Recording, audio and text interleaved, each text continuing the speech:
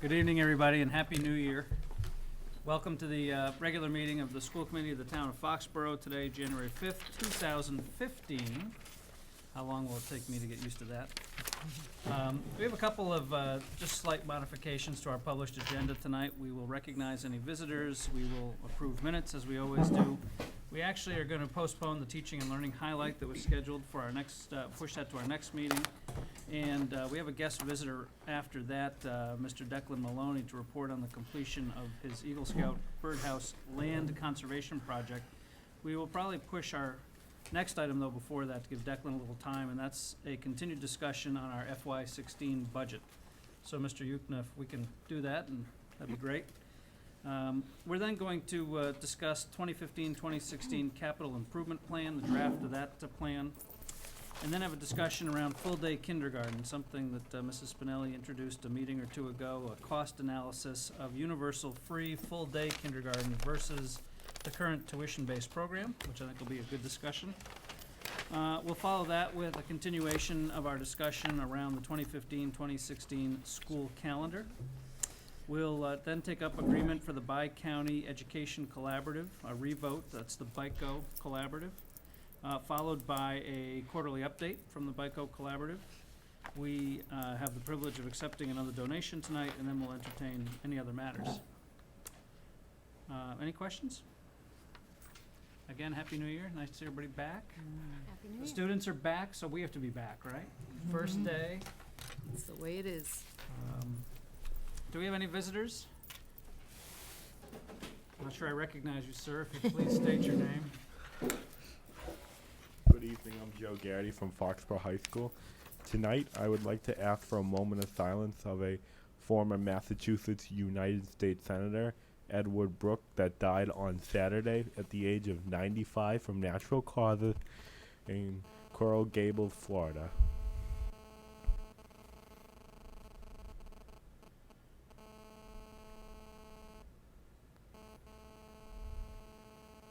Thank you, Joe.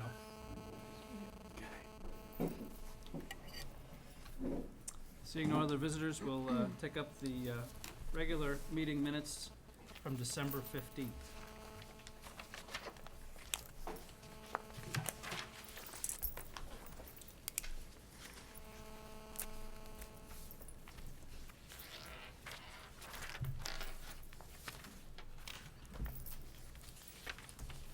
You want a motion to accept December 15th? So no problems. Okay, so the second, meeting Steve? minutes? That's a second. Motion Katie, second Steve. Any discussion? All those in favor? Aye. 4-0. Thank you. FY16 budget. Okay, Bruce, just want to let you know that I did meet with Debbie and Bill this week, Good, thank you, Katie. actually last week, to review the FY16 budget. And I do have some things that I would like to bring up with regards to that. Sorry, just give me a minute here so I can get a little organized. One of the things that I did want to talk about, which I know they spoke at length about at the last meeting, was the positions that are currently proposed for FY16. Okay, I think we're looking at page 8. And there's the summary of the staffing clarifications of the budget changes and the position changes. One of the things that's listed there is the elementary math specialist. And that .5 was included because last year we received a grant that there is concern that we may not be able to, that we may not have for next year. And we won't know that until later in the year. So we wanted to ensure, I shouldn't say we, but the leadership here wanted to ensure that we would retain the 2.5 position of the math specialist for FY16, hence the reason for the .5. And in discussing this with Bill and Debbie, we one of the things that I thought about, and I wanted to bring this to the committee for their consideration, was increasing that position to 1.0. And the reasoning for that, so it would be one full-time equivalent position, would be to ensure that we would have 3 full-time equivalent positions for the district for the math specialist program, or lack of a better word for that. So meaning 1 math specialist for each elementary school. Right now, we have the 2.5 that's shared for the 3 elementary schools. But the spirit was always that we would eventually have 1 per elementary school. And with our English specialists, our reading specialists, we do have 1 for each elementary school. Given the demands of our increased math requirements for seniors now, that will be obviously affecting as our younger population moves through, given the change in the standardized testing that will be occurring, it just seems like there would be more equity to ensure that we would have a math specialist for each elementary school. Now, I understand that this does come with ramifications, obviously fiscally, and but it is something that I know in the past we have talked about, that's what we had hoped to do. And I believe it's been 7 years since we initiated the math. Because I've been back more than 7 years, and so I've been back 7, I'll say, and a half, and this position was already there, the first one. Right. So you must have done it 8 years ago, is my Okay. guesstimate. And Actually, that it- perspective was helpful to realize when Katie said that when they first put this position, when you, as committee, first created this position for both Math Challenge and Math Intervention, that it was about 8 years ago at least that we can track back. I'm sure it was about 8 years. And the longevity of that, and realizing that 8 years later, we still haven't realized, having 1 in each school, did put it in a different perspective than I had thought of before. That it does take a while to get things to where we want, but maybe that's been a long time. So when Katie brought that up, we've been trying a number of years to get to this point, really did make a point with me. I'm just a little confused, I'm sorry, I Yeah. just need a little clarification, because in what's new in the school budget in your summary, are you saying this should be increased from a 0.5 to a 1.0? Yes. Okay, But- beyond what it is It's listed point- here? It's 0.5 now. Right. And that's put in to retain the 2.5 if we don't get the grant. That Okay. supply, right, if we don't get that grant. So the 1.0 would ensure that we Okay. could have 3 full-time equivalent, 3 That's what I actually FTEs for those understood 3 that to elementary be. schools. Okay. Right, but there is a chance that we could be over that, which means we could receive the grant, which would then mean that we would have an additional 0.5 if we were lucky and The extra fortunate money in the enough to grant have this that. year was a surprise, so we feel that we're probably at high risk to go back to not having that extra. So, to Right. Katie's point, if you put it in the budget, it would ensure that we have 1 at each school, which has been the goal all along. We have not yet Okay. realized that And goal. if we do get the grant, maybe you can just speak to the fact if we did, if we were able to obtain the grant, what that would do in terms of, Well, then you have basically a half a position that we could reallocate to other things we need. Okay. It could mean more math support at at maybe the middle school. It could be more math support at the elementary level. A half a position isn't a lot to have excess of, let's say. So I wouldn't describe it as excess in any way. I would just say we would repurpose that for other needs that we have in the area of mathematics, so you wouldn't be losing anything. And I think the other point is that we have had great data the last couple of years from the middle school math achievement scores, and it does start with with the support we're providing at the elementary level as well. It's not just what's happening at the middle school, it's sending kids on from a stronger perspective, and I think we've got good data that shows that investment has paid off, and maybe it is time to ensure that we have a full-time person at each school, because we still have people traveling, obviously. So if I may, so if the half position were to come, I like the spirit in which you're talking, and I'm on board, for whatever that's worth. But the other half position would also help you load balance over the years. So if school A needed 1.5 people there for half a year, whatever, you could Right. use that resource and You could, that because the talent- IGO that school is talent bigger over than the there. other two. Right. So it certainly And it would could be depend on the there. need of each, could be of there. each school, yeah. Okay, well, I think that's a good, good topic for us to consider. I know we don't have to vote from Right. that tonight, but I think that's interesting, Katie, that, representing our budget subcommittee, that you came out with that thought for consideration, so I appreciate that. Right. Were there other, points, Katie, you wanted to bring up, or, I don't know, Bill, if you wanted to, reset the stage or review what we're talking about, whatever works best for the two of you. Feel free if you want to jump in, and I may jump in while you're talking too, just as I'm reviewing my notes from our meeting. Sure. As we said at the last meeting, when we reviewed the budget as it stands today, obviously, without the adjustment that Katie is referring to, we'd have about $1 million, just shy of $1,070,000 in increase for salaries, all basically contractual, when you consider the fact that our net right now in positions is almost equal to zero. So bringing on the math specialist as it's shown here, bringing on the integration specialist, and then with the two changes relative to the high school program and the one addition to the Hearn Middle School, we're basically at a net FTE count of just under 1. So under 1 point, I guess it's .01. So, there's very little change on our total salary count and our budgets, so that $1,070,000 really is what it takes to move our staff between steps, lanes, and the COLA increase of 2% across the entire district.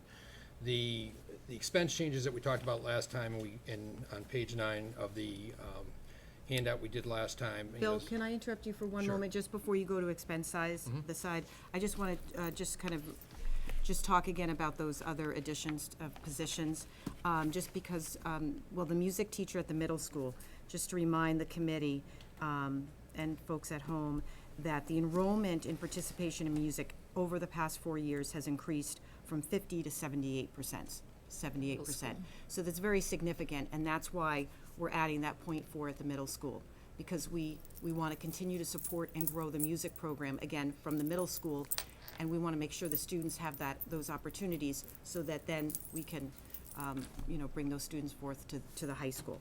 And then just a reminder about the reduction at the high school, of those two positions, the 1.0 English teacher and then the 1.0 math teacher.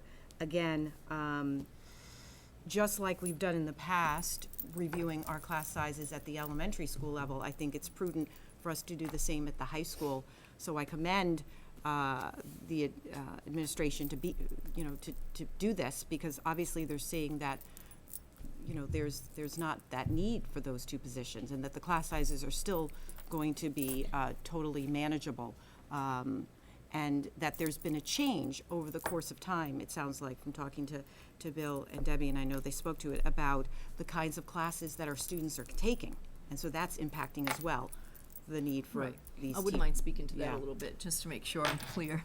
I think I spoke to it at the last meeting, but I think I could have done a better job. So I know that when you're not used to seeing us recommending a reduction at all, but I think my point at the December meeting, when we first presented the preliminary budget, is that we make a really concerted effort to allocate our staffing where it's truly needed, and to that's why we're recommending some additions, bless you, both in either a full-time position or a half-time or a .4, whatever we think would fit the need.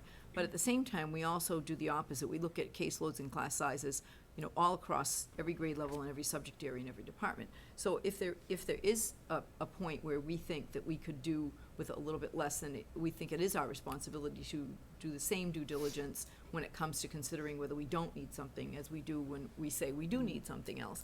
So we have a lot of backup data, both for the music, both for the high school, that we shared with Katie. I think that was a really helpful discussion to say, this is the data we have, this is why we think what we think, and why we're recommending what we're recommending. So there really are 3 factors that are going into the high school reductions that you see. I want to make sure I explain that. The first thing is that the trickle down of our population eventually hits all grade levels. So as you can see last year, we might be running one less section of kindergarten based on enrollment. So those little shifts have happened. I know years ago, we used to have 11 sections of fifth grade, we now have 10. So we have different shifts going on that go along with the population shifts. And really, the population, I still call it a trickle, because it is a trickle, really has yet to hit the high school. And it really did this year, to the point, and there were showing signs the last couple of years that the trickle was starting to hit the high school, but not enough for us to feel confident in a reduction. But I think this year, especially with the English department, and this is something that's been discussed in that department, so it wasn't any surprise to them, because they know their enrollment, that was one thing that was occurring. So that the trickle down of the population is one factor. The second factor that has influenced that is that in the late 90s and through the 2000s, when MCAS was new, or let's just even say in the first 15 years of MCAS, there was a great need for MCAS remediation classes, for SAT prep classes, anything that I would call test prep classes, that we needed kids to be taking those. A lot of kids took them to be successful, but our students are really doing so well in the general curriculum, say in English and in mathematics, that we're running fewer and fewer sections, both in math and English, of all those remediation classes. So the sections are going unfilled. So that's a good news story, in that our staff is doing such a great job, and the kids are doing such a great job as they come up, not just when they hit high school, but they're achieving at higher levels as they go along. So when they get to the high school, they don't need those types of remediation or test prep classes that they needed when the high-stakes tests first came about. So that's another thing that has contributed to the trickle-down of the need for staffing at that level. And the third thing is really, as you know, over the past several years, we have really expanded our elective program across all departments. So whether you're talking about forensic science, AP physics, AP language classes that we're offering, or additional more sections of American Sign Language are being offered now, because more and more kids are interested. We have the new engineering course, we have AP Studio Art, we have guitar class in the music department. So as we offer more and more, I'll call them robust electives across all departments, they're all fighting for the same clients, if you will. So if the high school students are the clients, they're all gonna decide where they wanna go. And sometimes the traditional electives that maybe existed a while ago aren't what the kids are choosing, because they have more to choose from. So just like anything, the students' choices and electives are being spread more thinly, and so we're not running the same number of sections of some of the English or the math electives that we used to. So those three factors, the competition for electives, the decreased need for remediation or intervention or test prep classes, and the trickle down of the population at the high school, really have gotten us to the point where we felt certainly comfortable with the English reduction, and I would say somewhat comfortable with the math reduction, although we really won't know until the kids enroll in February when they do their class selection. That's when we'll really know for sure. But we feel that at that point, we would be able to make an adjustment within what we're given. So we felt it was the responsible thing to do, is to put forward that recommendation. Great. Okay. Then just one other comment, and that's about the middle school, high school district technology integration specialist. So one thing that we may have discussed at the last meeting, but that we had conversations about, that I had conversations with Bill and Debbie about, was that this position is part of our tech plan. And this will then allow, again, for there to be more equity across throughout the district. So there'll be one technology specialist at the elementary, one at the middle school, and one at the high school. And with all of the technology that we are doing, we need those kinds of resources and support. So I just wanted to remind the committee as well that that is part of our overall tech plan, to ensure that we provide staff with that. And with So our Katie, students. just to summarize, from your perspective as a member of the budget subcommittee, in terms of the adds and minuses from the staffing perspective, you're in agreement with everything that Deb and Bill have put together, with the one consideration of potentially adding a half FTE Yes, for the elementary Absolutely, math? Okay. yes. And I Great. feel very strongly, too, that that addition of the math specialist would really, again, with everything that I discussed further, would really kind of support the students in the district, so. And Debbie, thank you for the additional explanation. I know I reacted when I first heard it, but then you explained it to me prior to this meeting, and Right. then I think did a nice job just now summarizing it Thank for the you. public. So I do appreciate the responsibility that the staff is showing in balancing the staff requirements. That's great. Bill, was there more you wanted to cover? Well, I just want to add one thing, I think, on the grant side of things. We explained it a little bit last time, but the Title I nearly doubled in a single year. And it's really basically a factor of what our demographics were when they do the scaling across the state. And it basically, we bopped just slightly over the line relative to our low-income levels. And as Deb said, that can easily, in the following year's calculation, that could easily be back to the line like we Easily were tipped before. back. We and barely that tipped money- over. Yeah, and that money goes back. So, and unfortunately, as you all know, we don't know anything about grants until well after the state budget is completed. And actually, the grants that, most of the ones that Amy is applying for during the summer timeframe, we don't even get that information till late summer or early fall. We probably won't know that, so- this allocation until late July, actually.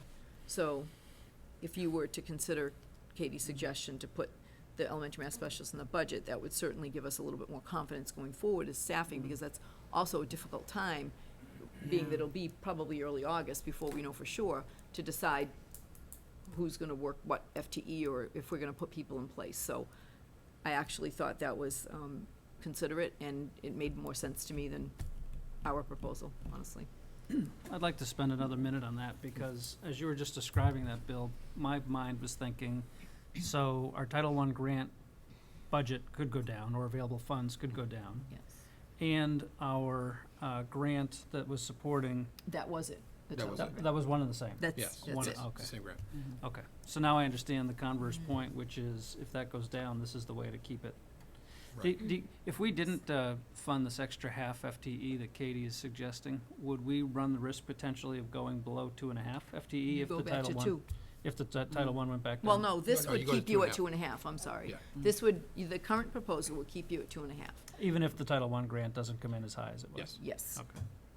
Yeah, that was kind of the safety, I think that. that Because whole- you're putting in the half, you're Yeah. putting in the safety I net. understand, okay. This would really get you to where you hoped you'd be eventually, and just to hear Katie say, this has been a number of years since we've been trying to get this fully in place, just made so much sense to me, Yeah, because you yeah. don't, sometimes we're thinking year-to-year budget and we want to be conservative, but that longer perspective of it's taken us so long to get to the point where we have one math specialist in each building made really a lot of sense to me. Okay, thanks.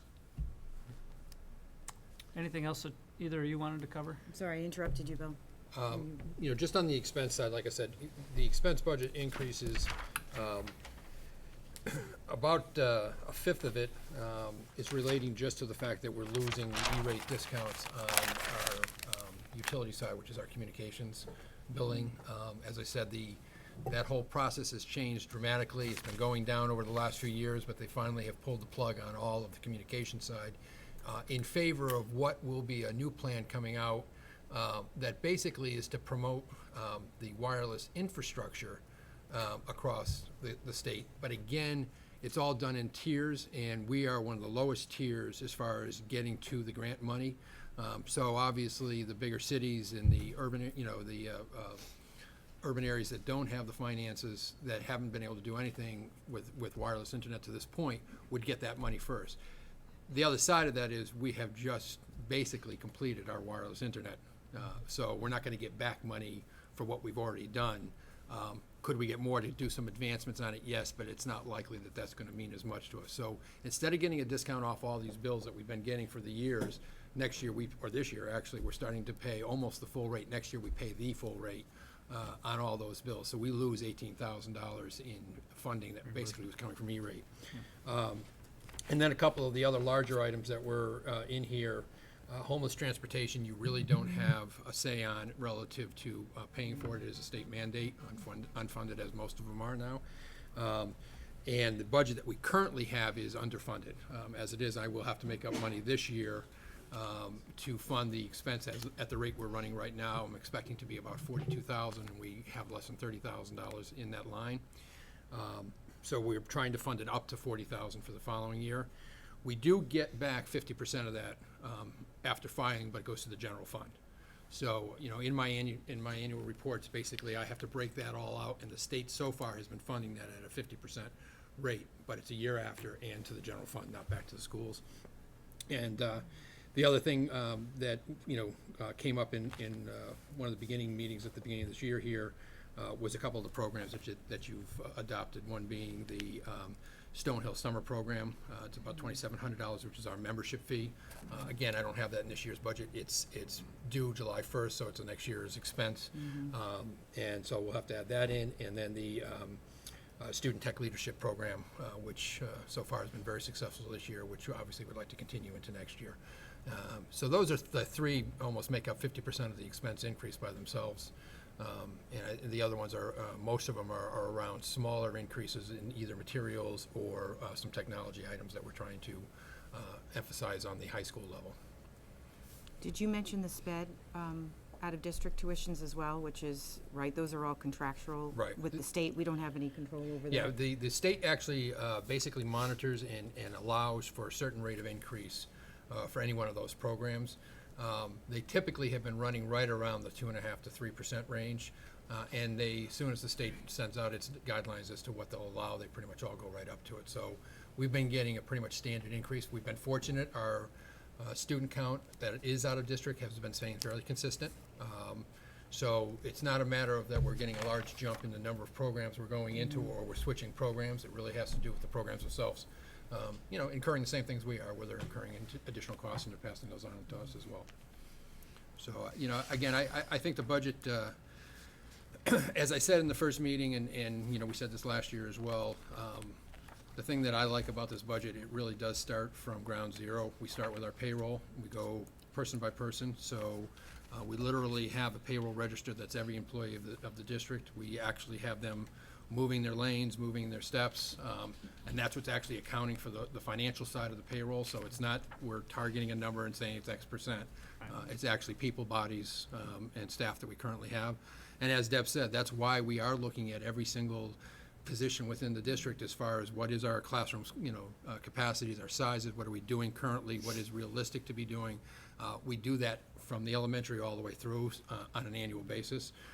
And again, it's part of justifying that payroll percentage as far as we're going there. And on the expense side, it's really, we've been pretty tight on expenses probably for the last 7 or 8 years in the district.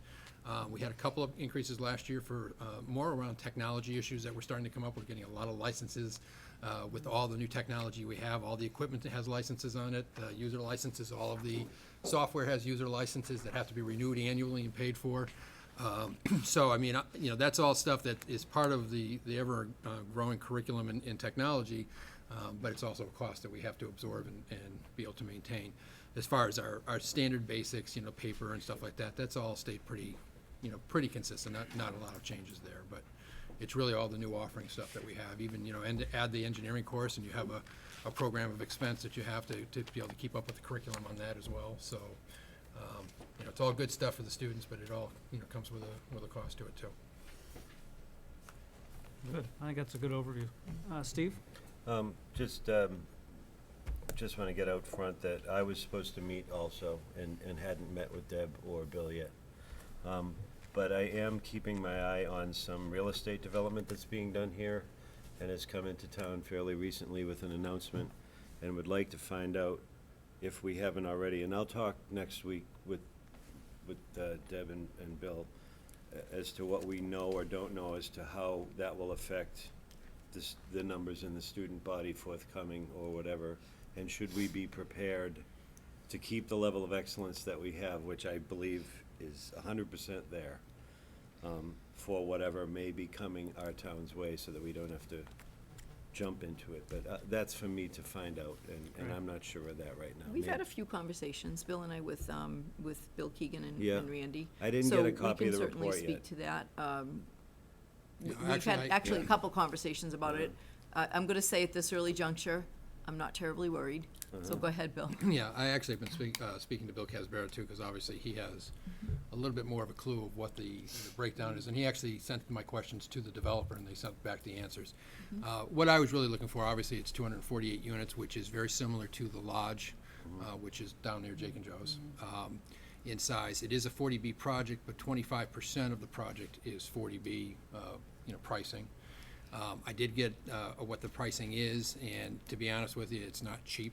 Even at the 40B rates, you're still talking about a one-bedroom that's close to $1,200. So it's, you know, once they get up to the 2 and 3 bedrooms, it's still gonna be, you know, not what I would classify an inexpensive proposition. And then the other 75% are market. And based on what I've seen in the lodge from a market perspective, they're fairly expensive things, and that's why we see very few kids actually coming out of the lodge itself, which it's also a 40B project. It is. I think there's other issues Actually, not with as this. many students at the Right. lodge as was initially intended when they were Yeah. building that, or is originally Right. perhaps thought of, but I think our conversation was, you know, just like we can, district-wide, trickle down about 100 students, and it's across 13 grade levels. right. It's not a lot. So we can, I'm gonna say fairly easily accommodate another 100 students, and we don't have nearly, not even Oh, no, close to no, we that. don't. And please don't think I'm implying an inherent weakness in our system, because I'm not. Oh, I know you're I'm not. not, I just want at you to all. know, we've already had a couple of meetings and Yeah. trying to anticipate that, and it doesn't look like anything that we would be alarmed about. Right. I think we have this, we share, obviously, anything like this comes in, we have to do the same research Yeah, ourselves. and that's why I It's said not I'm something sure that's that when going I to talk impact- to you next week, I'll find out Yeah. that you're probably way ahead of this. If it were to get approved, you know, at some point, Well, and there's they've got a also lot one of on hurdles, Cocasset they have a Street lot of that's hurdles they going have to in. get by, I call them real estate developments because I don't yeah. care how it's dressed. I just want to make sure that we're able to accommodate a student body and blow their minds with how awesome we are right now, which we are. But I would say clearly, it's not an FY16 issue, budget-wise, because based on their proposed schedules, it wouldn't even be something that they'd be, you know, Right. putting children into. And if anything, it would turn out to be a trickle up, Yes. which we can easily accommodate. And so our conversations from all the information we've gathered, because certainly is on our radar screen as Yeah. yours, but it's really not something that we need to address, because we don't, even when it's built, we think it's gonna be that trickle up, just like we experienced. And we don't have a lot of students that live in that type of housing. Yeah, just watching enrollment. Thank you. Yes. Thanks very much. Any other comments about the budget at this point? Joe? When you guys were talking about courses in the budget, what new courses were they thinking of adding at Foxborough High School next year? Well, that's a very good question. We're looking into, but it won't be for September. I don't know if there'll be any new courses like there were engineering. Our next, I'm talking about, like, would there be like a new course, like say AP Studio Art or? yeah, I don't think so right now, because we've been adding a lot of new courses the last couple of years. So this might be the year we wouldn't, because the one we do want to add is computer science or advanced mathematics with a computer science application. And we don't think it's gonna be ready for September, because it's one we're particularly interested in, Yeah, but 'cause it's I in a know trial, there so. was one year I know we didn't add any new courses was for the 2010-2011 school year, which in January 2010 we didn't do. Well, that may happen again. Like this will Stay happen. tuned for the program Well, of well- studies update. Yeah, there wasn't even a program of studies update in 2010. Well, who knew? There will be When on Mr. January Fidos was 26th, as you know, we've already discussed it, For right? 2015. So Mrs. Myers-Packlet and Mrs. White will be here to talk about They'll that. talk about those 2 new courses at the next meeting. I don't know if there will be new courses, because we're I'm offering, talking about the new advanced course, math courses. I don't think we're gonna be able to offer those for September, so you won't see them this year. You'll see those proposed. Probably after I graduate, which I won't take because I can't take advanced Oh. placement courses. Joe, Well, why don't then we, Yeah, we're not on budget. That's why don't not we- in why this don't- year's budget, why don't so- we wait and take a look at this when we get to program of Oh, studies in a sorry couple? about this. Sound No, good? it's okay. Okay. Sorry. Yep, Okay. good questions. Any other comments? The other thing I did supply the committee with, and there's handouts here, was on the revolving accounts, as we had promised we would do. As you'll see, there's been a kind of a steady trickle down in most of these accounts in the way we're using them, especially on some of the bigger ones. The nice thing about the building rental, which we do obviously rent our buildings to outside groups, inside groups don't pay the rent factors, unless they're using custodial services, and then obviously they're paying for the custodial services that we have. But we've been able to use that over the last couple years. That's what funded the CIP track expansion, or replacement actually, over at the Ahern. It also put some of the money towards the security cameras and towards the turf field and baseball fields as well during the last couple years. So Right now I'm projecting that to be down around the 45,000 range after the end of this year. And, that assumes, again, we are able to rent the building out as much as we have been for the last couple of years. Athletic revolving goes up and down, and the reason for that is whether or not we have the home Thanksgiving game. So obviously, the years that we do, that's about a $40,000 a year. The year that we don't, it's about a $30,000 a year. And our offsets on that obviously are we're using that towards officials and, other sports-related expenses. So basically, that really kind of helps us pay for some of the program within the sports side of things. Off-duty transportation is just when we use our vehicles to obviously transport for different functions and stuff like that. And again, most of that goes to the offsets on the fuel side and the cost of the equipment itself. Our three tuition-based programs, extended day, adult education, and summer school, as you can see, the extended day has really come back down significantly. Again, we use part of that as an offset against district utilities. And then the balance of it again is that they're fully funding themselves. Which one is that? Is that the pre-K? So how is, how? No, it's extended day. Oh, extended day. Okay, so Sorry, how mine are is, backwards. so how is with the utilities that we were receiving a 50% discount from, right? Which we're not going to be. Well, that was all on the communications side of it. These utilities are strictly electric. So Okay. we Oh, use okay. extended day and summer school and adult ed to partly offset some of our electric cost. Again, our budget's an all-in budget, so everything, what the town pays is the portion that's left over from after we've used every revolving account we have, after we use every grant we come up with, and after we use our state aid. So it's the balance of what basically needs to be funded through the process. And I think so what we've done in the last 3 years is really pull these back down to a level that basically gives us 1 year's comfort, but not much more than that. And we have tried to use a lot of these accounts to actually do some of these advancements in our programs, whether it is security or whether it is, facilities upgrades as well. So like I said, the extended day, the adult ed are all tuition-based. The extended day basically is a self-funding group, so the expenses that they're paying for are all their salaries and all the operational side of it. There is no funds that come from our regular budget to handle that, but yet they do supplement some of our expenses on the other side. So it is a win-win situation as far as the community is concerned. They get the service, and we get to use our facilities and basically offset some of our cost. I'll in just doing point so. out the obvious, but the offsets you see on here tie to the total offsets that Bill has on page 10 of the PowerPoint. Right.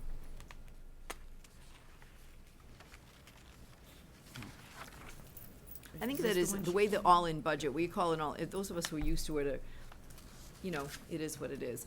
But the reason it can be confusing is because we show everything that we spend out and then back out what is paid for through other sources, whether it's revolving accounts or grants. So the number can look a little bit bigger initially, but it's not what's being asked for as the district budget.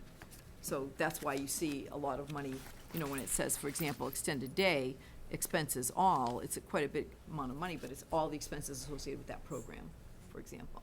But you'll see it offset in here because their salaries are in our payroll. The one account that obviously carries the largest balance is circuit breaker. Circuit breaker is actually funded the year after the expenses incurred. So for all of the sped tuitions that we paid last year, I believe last year's mark was roughly $38,000. Any expense over $38,000 on any given child, whether it's transportation or out-of-district tuitions, is then on a shared basis with the state. And basically, they then will send you back checks over 4 quarters to make up whatever that percentage ends up being that you're getting back. So what we've always tried to do in circuit breaker is keep about a 1-year balance. Now, that does 2 things for you. Number one, as we all know, it doesn't take a heck of a lot to have one child that can hit you on the $200,000 mark. So we have the ability to basically handle that happening during a school year without going back to the town. which I think is extremely important. I don't think the town ever wants to get an upset of $250,000 that nobody saw coming. Okay, so I think by rotating the circuit breaker the way we do, we're being very fiscally responsible, and it's very visible. Everybody sees that it's there. We're not hiding it or trying to do anything with it, but it is exactly what we're trying to move forward with in the process, and also to protect the town. And again, we've been very fortunate, knock on wood, that we've been able to plan forward on pretty much all of our out-of-district tuitions, and other than minor tweaks that have happened if someone moved from one program to another, which had a different price tag, we've always been able to manage that. And when that does happen, by the way, we do go and take extra money against the circuit breaker effectively to balance it. We don't go back looking for additional funding in any way. So again, you're always running a year in arrears on what you're getting, and you're always trying to keep 1 year effectively available to you, so no matter what happens, you can safeguard the town against that. Kindergarten tuitions, obviously, we're using to fund pretty much the majority of our salaries within the program that we are doing there. But we also have been one of the few districts that in the tuition side has not increased our tuition rates. We are at the $3,000 level for full tuition. Many of the districts around us are $3,500 to $4,000. So again, I think we're doing the best we can for our residents to keep the cost as manageable as possible. And so far that's worked out well for us. So we continue to monitor that each year, but again, we're trying to keep that cost in the same line as what we've done, and we've done the same thing with the pre-K as well. So are those districts trying to make a profit in a sense, or No, I create some think they're- additional revenue, or that's the cost of? I think of the it's program? probably a combination of two things. I think they probably, maybe behind the eight ball in some other areas, so it is one way to bring in a little extra money, but they may be just trying to make sure that they're, at least 100% covered on whatever that increase in the 50%, more for salaries and stuff is. And again, I've been very cautious not to try to jump all the way up to, if you go up to $4,000 and then you ever decide that you do want to make a change down the road at some point, it's going to be a lot more money that you have to wean back off of to say, okay, we're going to be able to survive this and make this move. So I think, again, trying to be realistic to the residents with the $3,000 tuition, which I think, again, Deb and I review this every year.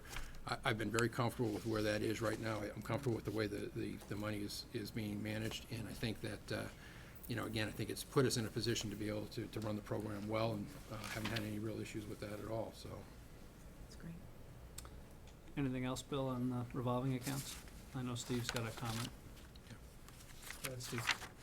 No, it's just regarding your circuit breaker and having the monies aside, that's very consistent, at least from my AdCom experience, with how things are done at Town Hall in many ways as well. So it's good to see that practice followed through it, and it's keeping our powder dry, and it's safe, and it's best for the students, so Yeah, and actually, when I got here 3 years ago, and sitting down with Randy and stuff, and I'll say honestly, from his perspective, one of the concerns was some of the levels of some of these accounts. Just candidly, he thought they were too high. And actually, after looking at them and looking at the budget, I didn't disagree with him. So, but what I asked him to let me do was to do it over a period of time so that we weren't in 1 year slashing the budget and then the next year sitting back and saying, okay, well, now we need 50% of it back, because I didn't think that would work practically either. So this way, we've been able to manage it over the last 3 years, taking a little bit more each time, bringing down, what we're doing with these things. And now, obviously, the balances are coming down, so we're gonna have to basically stay flat as we move forward here. So. But again, shows collaboration with us and Oh, yeah. the whole time, so, thanks, Bill. Any other discussion on the budget? I know I did not receive any feedback on the budget after our last meeting. The calendar, which we'll get to, had some response, but the budget, haven't heard yet. So my initial read of that is that the town is initially comfortable with where we're headed. I personally just want to comment that I think, Bill, your management of the revolving accounts, and Deb, your management of the staffing issues, I think is terrific. I know the public doesn't get to see everything we get to see, but I think I speak on behalf of the committee, feel very comfortable with where we're going. Personally, I don't know if I'm quite there yet on going to the 1.0 on that third math, but you know me, I tend to respond slowly, as I did on the high school deductions. And part of that, I mean, just my quick reaction is, part of that is we're asking the town to take a 4% increase due to steps and lanes, and we all know, having been involved in those discussions and negotiations with the FEA, I mean, we try to do what's right and what's responsible both for them and for the town. I think the 4% is a big number, and we have to do that just to be where we are. So I know I'm cautious about adding a lot more, and yet I'm I'm an ardent supporter of anything instructionally focused. So I think we'll take some time, let that sit in. That's my own personal opinion as I sit here right now, but we'll review that again. And Katie, I appreciate you bringing that up as an idea, because I think it's smart to always challenge, what we're thinking and what we can afford to do, so. And Bruce, just to your point, I mean, totally understand where you're coming from. Right now, our total change is negative 0.1. So Correct. so this addition that I'm suggesting is just in perspective to what the actual We'll still be request is. about even. Yes. I also think, the point is that we have shown that we're getting some leverage out of what we've done in the STEM area at all levels. I want to make sure before we end, I thank Larry Thomas from the advisory committee, who's our liaison, who we met with, Bill and I met with, and we had a good conversation about a lot of the things that we're doing, and he had some great questions. So, Larry, I don't know if you have anything to say, but I want to thank you for your time, and we always learn a little bit more about the town perspective and have an opportunity to share some of the data that we have behind what we're recommending as well, and so that's been helpful. So thank you. Okay. Well, let's move on. I think Declan has joined us. I see him in full uniform. Well, I don't know, is that full uniform, Declan, or partial uniform? Close. So you're going to give us a report on the completion of your Eagle Scout project. Yes, is that right? sir. So let's properly introduce you, Declan Maloney. Okay. So, you're back. I'm back. We were happy to hear from you. You've done Right. so much in the back, Yeah. so happy to have you back. Good to be back. So I was here back in April of last year, and you folks signed off on my project, on the Eagle Scout project, saying that I was good to go. Well, now I'm back to say that I finished the Eagle Scout side of it, and happy to be done with that. But at the same time, this project's a lot more than just my Eagle Scout project. It's also a community project. So the Eagle Scout project only counted for just a portion of it. There's still a lot more to do, a lot more that's left to do, and a lot more that can be done with this project that I plan on taking forward. So, yeah, pretty much today I was just here to get the Eagle Scout project's side of it signed off. Absolutely. Can you tell us a little bit about how many birdhouses and how many blueberry bushes and everything Right, you put back there? Because so- that, to me, that has really added to that beautiful property back there in an unbelievable way. So tell us a little bit about that. So the plan is to build 160 bird and bat houses. That was the original plan. Now, as we started building them and putting them up, we realized that there wasn't enough space around the school for 140 bird houses and 20 bat houses. So we managed to get up a total of 118 bird and bat houses, 10 bat houses and 108 bird houses.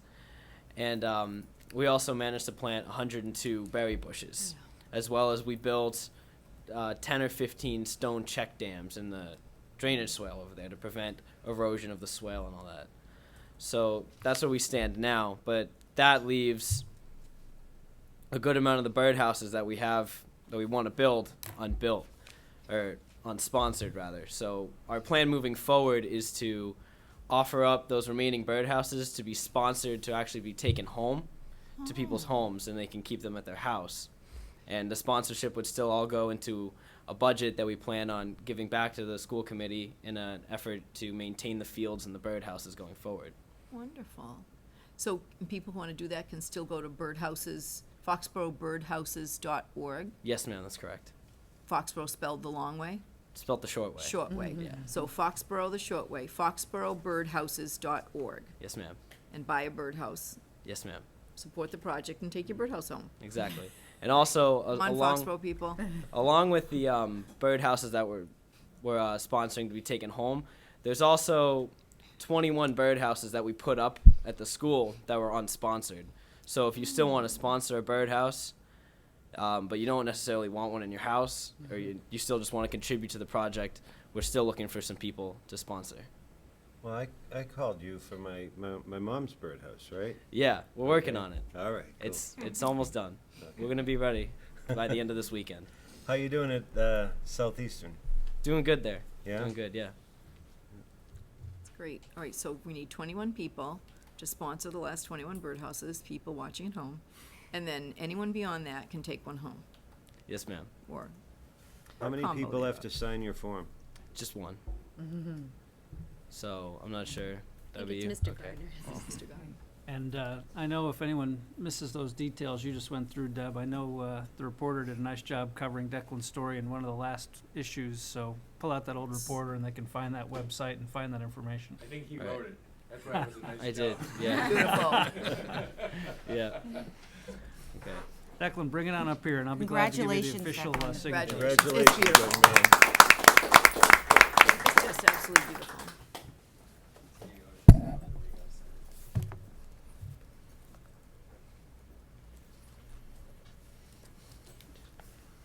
I'm gonna print and date it.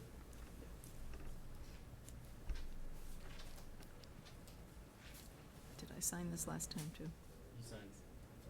Didn't I? I have 3 different signatures. What's the other signature? It's not me, So right? I have one signature from. Oh, your unit leader name. Okay, there you go. Yeah.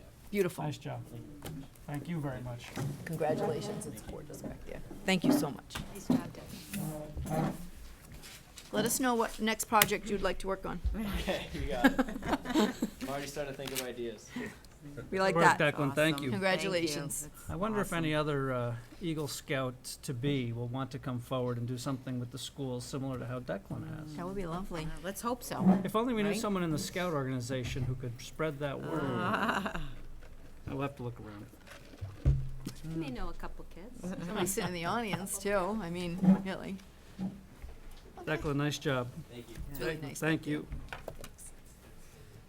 Okay, we're back to budget-type matters on the discussion of the capital improvement plan for 2015-2016.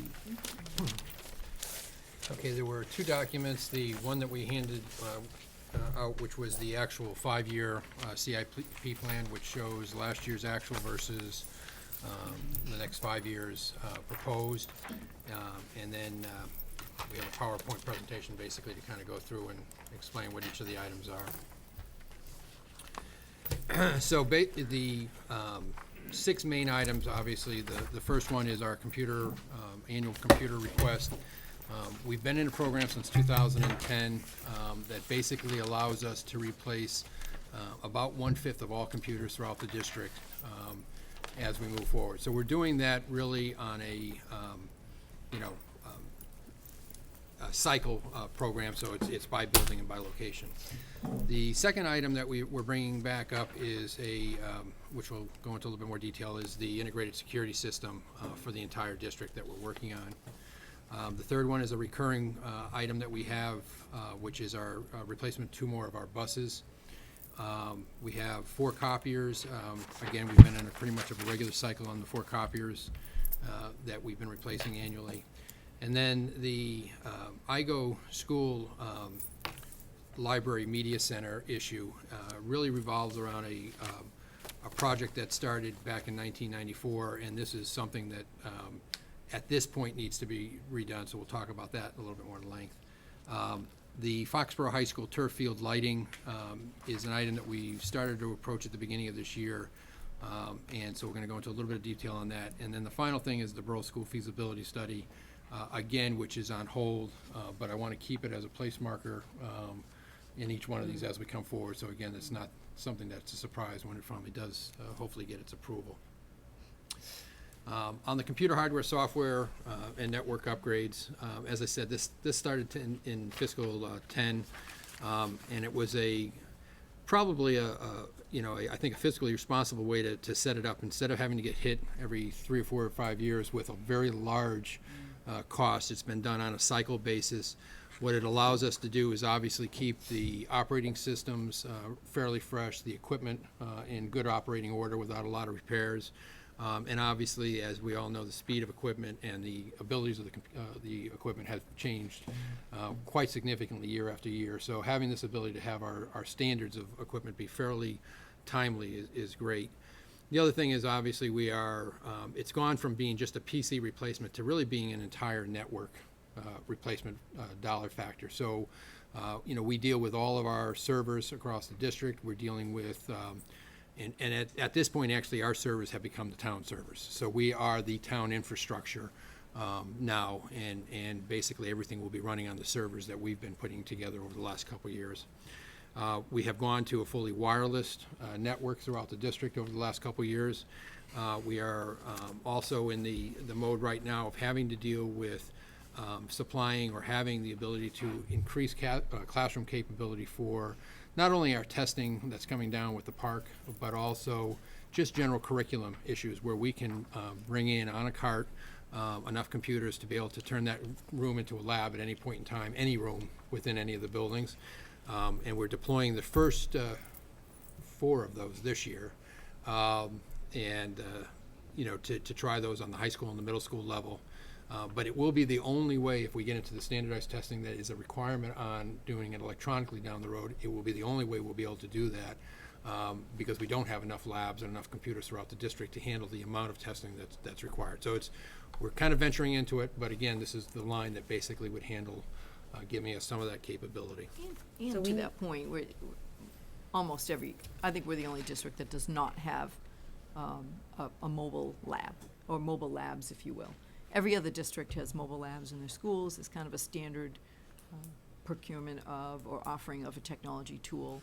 So we're certainly not the first and might be the last to employ a mobile lab, Are mobile you talking about devices. cows? Yeah. I love that Cows. acronym. Okay. Or calves. We've been calling the half ones calves. But it's not a new thing. I don't want Yeah. people to think we're way out in front unless everybody else has those at this point, which makes you more flexible in the everyday instruction. If you're about to do something, say Melissa's class tomorrow, you can wheel in a half set or a full set of mobile devices. If the labs are full, or if you can't book them because they are booked in advance, or if there's not already a class in it. Same at all the other levels. So, it's certainly time. So that basically that part of the request is $175,000. The second piece, which is actually something we're going to try to build on here, and I think a little disappointing to both Deb and I, but in the timing it's taken to get to here. But back in FY14, we did propose the installation of cameras across the district. We received about $54,000 from the free cash side of the town's funding. We put up $50,000 of our own revolving accounts towards it, and we were able to basically garner $7,500 worth of grants to bring us up to $112,000. When we went to actually go out to bid on that, what we quickly determined was that our network capabilities to handle those cameras and to basically stream the data across, we just really didn't have the capability to do it internally. And so that set us on an entirely different path than FY15, in which we were again successful in getting the town to fund it, but what we did was we went through funding to actually upgrade our entire networks. And it actually turned out to be a much larger program than even just the school networks. We upgraded the entire town's network. On top of that, we did the entire fiber core that goes around the town has now been upgraded to double what it used to be. So this summer, from July 1st to actually right about now, there has been huge sweeping changes that have been happening behind the scenes that most people haven't seen, and they're just starting to be, seen on our side. And I give you an example of that. We went from called 10-100 as far as the speed up to 10 gig capability within the high school. Right now, in some of our sections in the high school, you can literally download a full 2-hour movie in about 10 seconds. So we really have upped the scale of what we're capable of doing, and that's all now being actually pushed out into the classroom level. It's going to take us a little while to finish that part of it, but it does now give us our capability to now install the cameras that we've been, Right. we've had this money for. Basically, but it's basically rebuilding infrastructure so that it can support future improvements for both us and the town. Right. Because before, that's why things either wouldn't work or weren't able to go forward, is because our infrastructure was inadequate. And so that, disappointingly, was stalled for a while, but we're in great shape right now. So what we've done is we've actually, when we had the issue in FY14, we did a total reset and set out on a plan on how we could get there. So we used FY14, we've basically been holding that money, and Randy knows why we're holding it. FY15, we used the money already to actually start the whole process of getting the infrastructure up. And now what we hope to do, actually we've brought some bids in, but when we looked at the security system, we actually feel that the better way to deploy this is not just putting cameras into the 5 buildings. Second part of that is what they call access control. Now, we do have that at the Ahern right now and have had that for a number of years, where any teacher or any authorized individual who has a fob on their keychain can go up to the door, that recognizes who they are, lets them in. When you do that as an integrated system with your cameras, the cameras know that someone just came in, it goes and clicks and will actually start recording who's moving throughout the building that way. And if you do it all as one fell swoop, it's, first of all, it's more economical to do it that way, and second of all, you get a much better secure system that you're developing versus having two totally separate systems.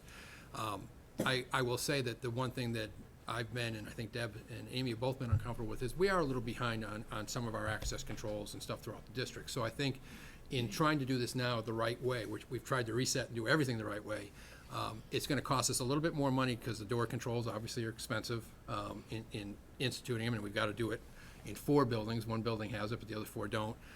And also by doing the integrated system, we're going to now have cameras and everything that are going to recognize when this movement is happening. So we're going to go from probably the $112,000 up to just about $190,000 in cost to do this. We think it's the right way.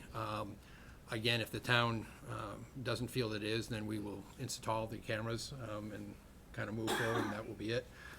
But again, I think I'd rather give the town the option to do it the first time right. You know, as you can see, we don't just rush out and spend the money and just hope we do it right. We're really trying to be very thoughtful in how this money is spent. So, so that's the current proposition.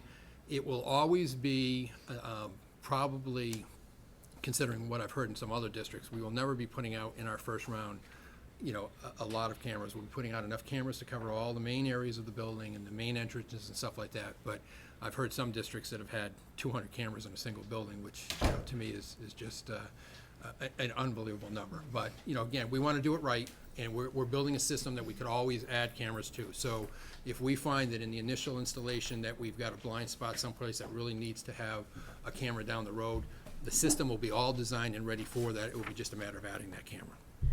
I like this idea of the access control. I think it's great and it's necessary. But if this doesn't go forward in the CIP, we're still going to install the cameras. We're going to install the cameras, but it will be it'll be a system that is strictly camera driven. Right. It's not going to have any other type of controls behind it. So. Well, what do other districts do? Do they have something like Yeah, what you're most of the proposing? districts that we've checked into actually have even, you know, have the level that what we're talking about. They just have more cameras involved than what we would do in phase 1 here. So we've kind of had to put this, we've kind of had to stall this for a year because we needed to bring up the infrastructure in the Yes. past year.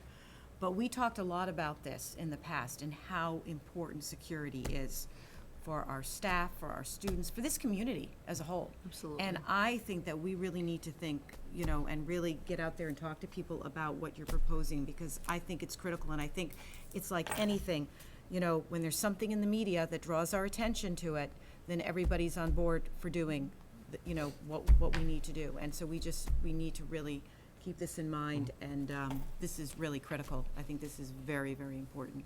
I agree with Katie. And just to be clear, what you have done over the past year with the network, that it allows us to do this, where Yeah, we couldn't this- have done this 2 years ago. No, we couldn't have. And what this actually does is it goes fully to the other step. And the reason why we worked with Randy and the town side to upgrade the entire fiber network is that literally, if something were to happen anywhere, even if it's just on a surveillance side where there's a concern of a problem that's going on, it will be able to stream real-time, live to the police station up on their monitors with absolutely no degradation at all. And it'd be just like they're sitting, you know, in our office here watching the same thing. So that was important because we found that we just had a lot of gaps where things weren't going to work. Even though we were going to get it done in the end, they weren't going to do what everybody thought they were going to do on the level they hoped it to be done. So now I'm really comfortable. I think Aaron has done a phenomenal job with his team on the network side. They're actually getting very excited because they're seeing now, starting to see what the results of all of this planning has been. And again, I think, you know, we don't just buy. We really do try to be very diligent on how we plan the process. And while I could have just, you know, thrown cameras up and said, oh, hope it works type of thing, it wasn't going to be the right move, and I think everybody would have been dissatisfied in the end. So now, you know, now we're there, and like I said, we already have our quotes kind of in hand right now, so the question will be whether or not we'll get the additional funding to do the access control as well. Go ahead, Steve. To Katie's point, if there is we want to do things the right way.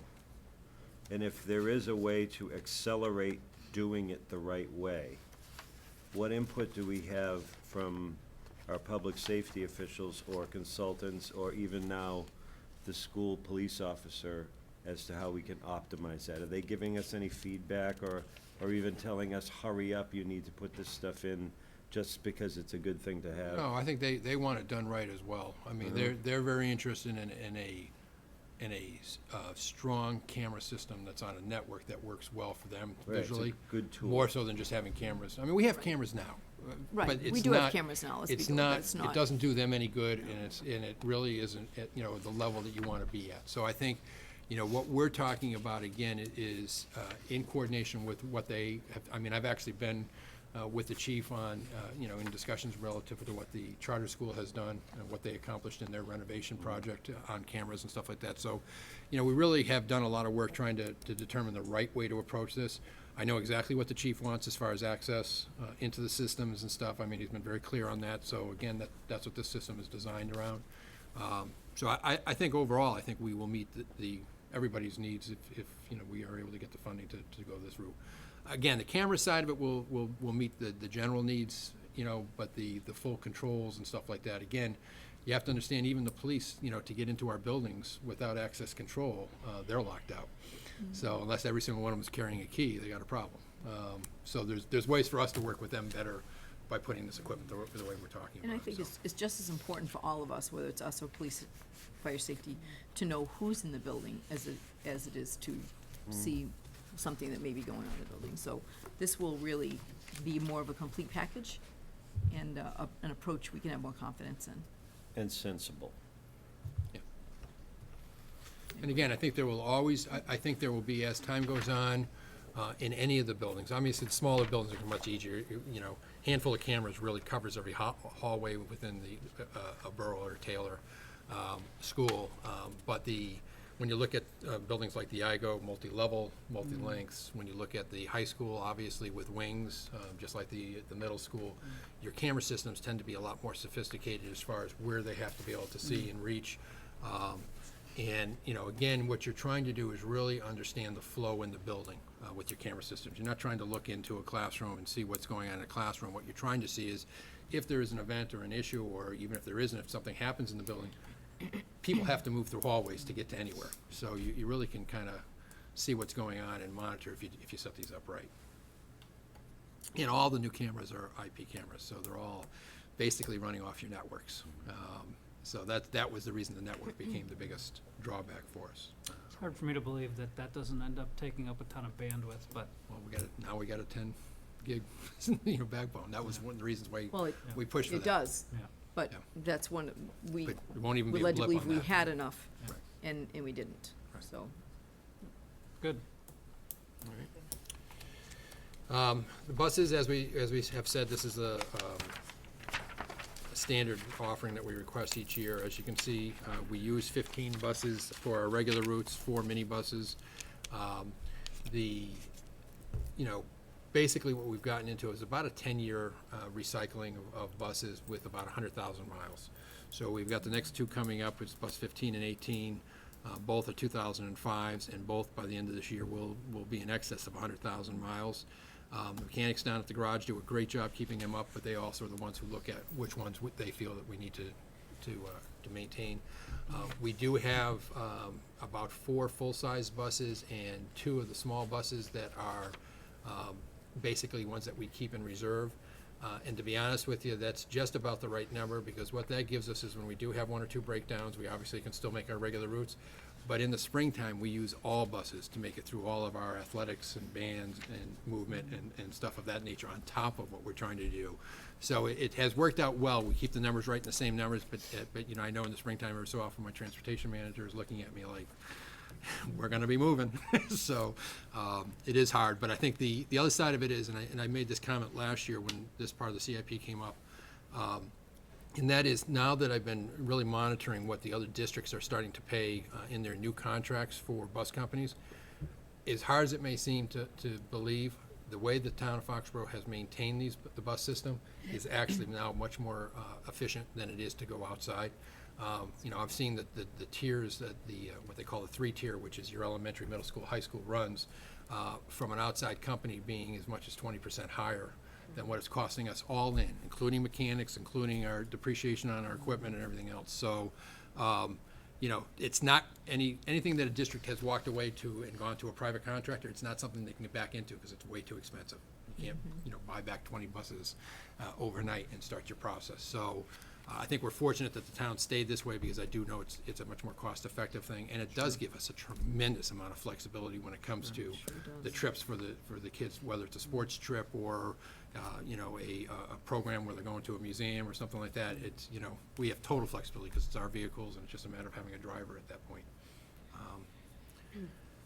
That's great, and it's great to have our own people driving our kids. I mean, this level of trust is the factor you can't put a dollar amount on, so to hear you say that it's more cost-effective is just great. Well, and Deb and I have gone, and actually a number of the principals put on a thing with the bus drivers just recently. They are required to have 8 hours of professional development as well to keep their licenses. So one of the events that the principals have done basically is great because it shows the connection between not only the school staff and the bus drivers, but, you know, the respect for what they are doing with the children.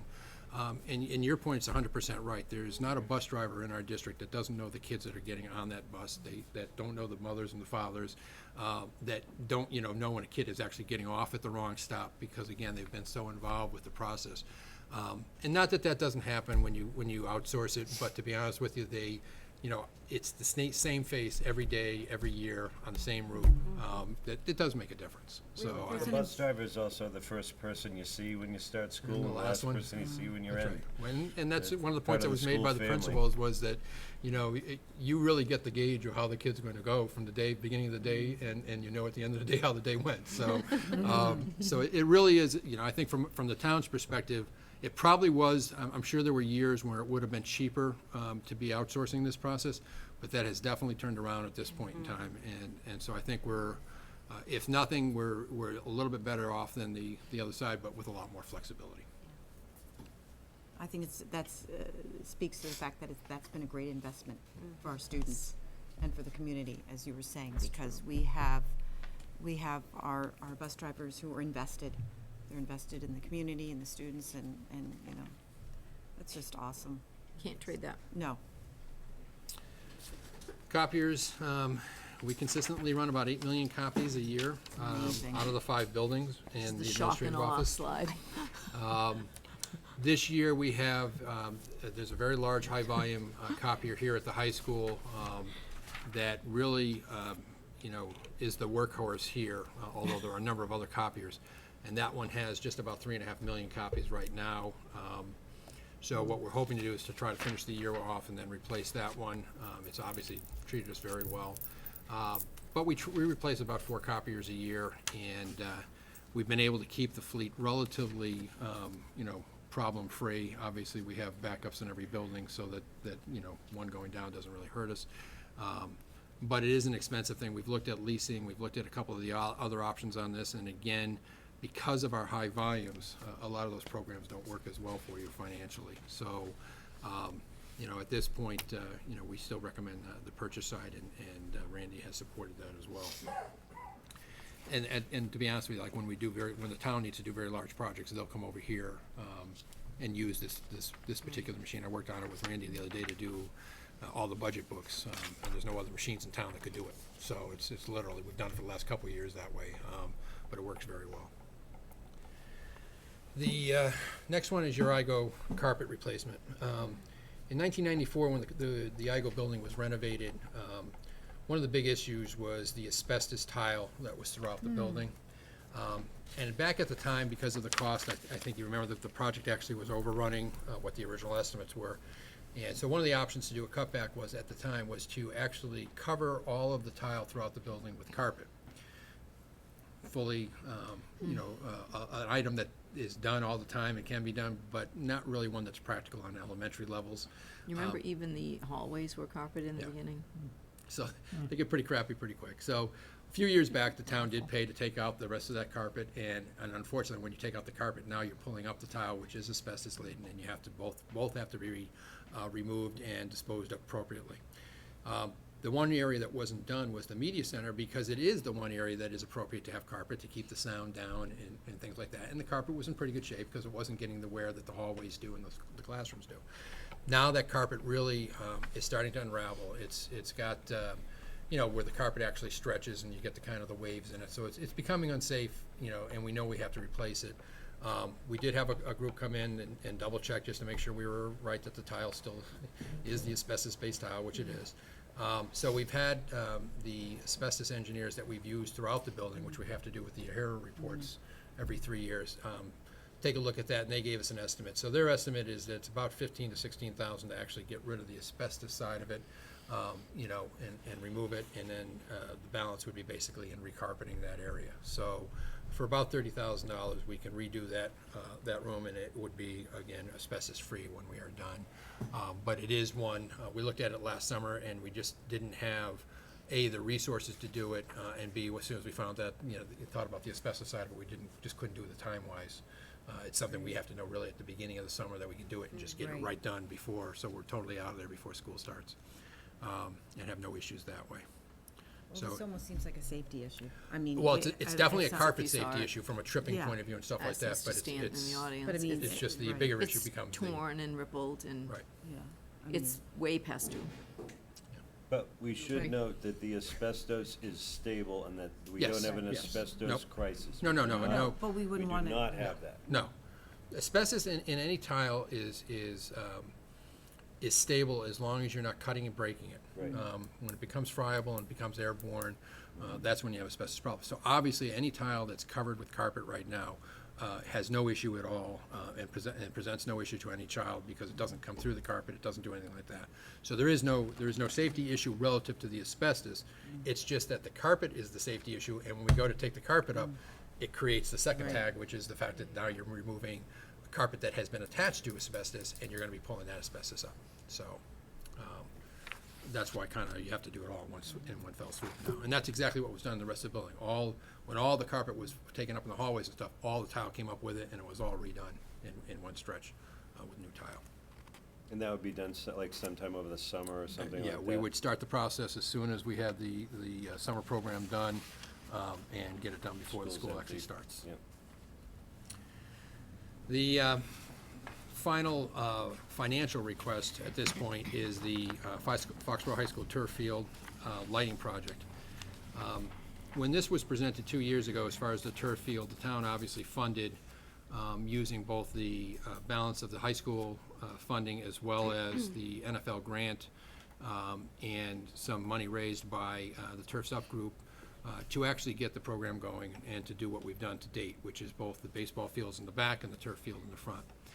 We had broken the turf field in the front into a number of phases, figuring that, it would be something that the town could only afford to do over a number of years, if and when they decided that they had the funding to be able to handle this.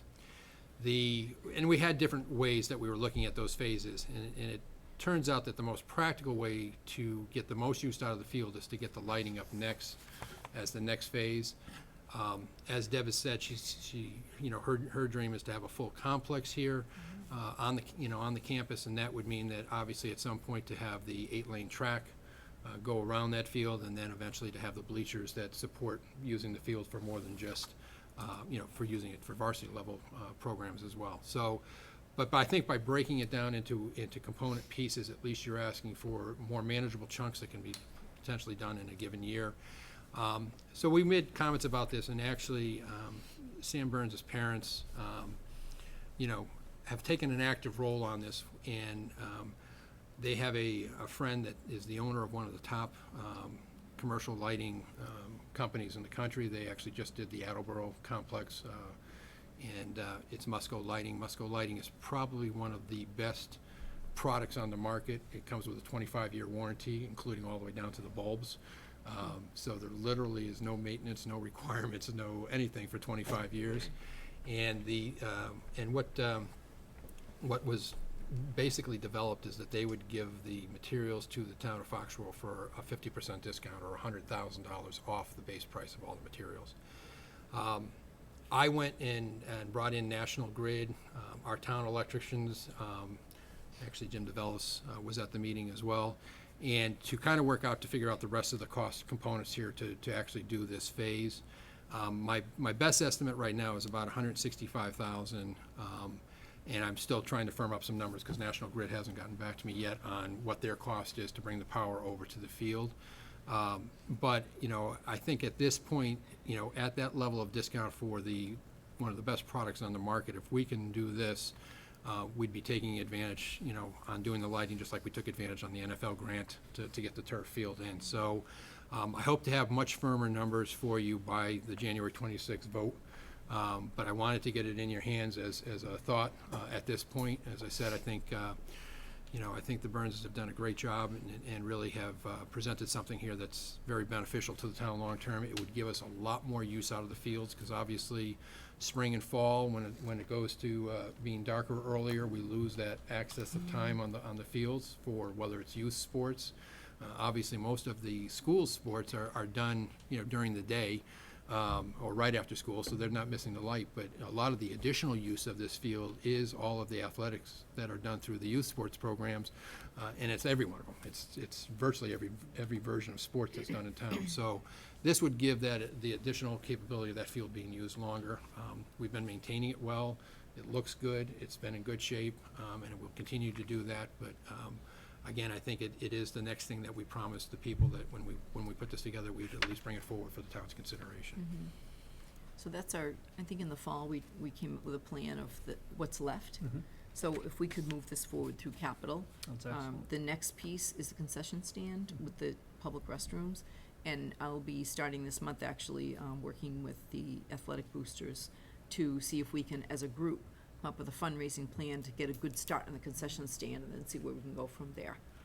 And then after that, our next thing would be the 8-lane track and then the bleachers. So we have 4 more pieces, this being number 1. You know, just thinking ahead to the next step, and I'm really glad this is here, and I'm just thinking out loud, but we've got some great contractors in town. I wonder if we could acquire the materials, if we might get some voluntary help to put things together. I bet we would. I mean, I think we were very fortunate, very successful on the IGO playground Oh, by getting those resources. Great example. But I think you're right. I think there are a number of people within the community that when it comes to the reason the concession stand is important to us is you need the exterior bathrooms. Okay, so and we can't even put in bleachers without having those bathrooms available to us. So it's kind of that's why it's in its step phase wise where it is. But also, the boosters clubs do benefit by having that concession stand Revenue. available, so that any event that's going on or any sports thing that's going on, when they can run that, which is what they do currently over at the Ahern, it's their, you know, I mean, we do help maintain it, but it is theirs to run, and they get all the proceeds from it. And so I think they do have a vested interest in it. So I thought, you know, when Deb brought up the option here of doing something for a fundraiser, it was the right thing to have them fundraise, because at least they benefit from it too. Yeah, that was Bill's idea. So- I was thinking bleachers. Bill said concession stand. I thought that's a much better idea. Yeah, good. So we'll be working with some folks on doing that, and I think, I really have high hopes if we can pick off a lot of the concession initial fundraising. We'll have other people come. We have construction people in town. We have people who work on a lot of aspects of the concession stand, actually, of all the projects. That one would probably bring people forward.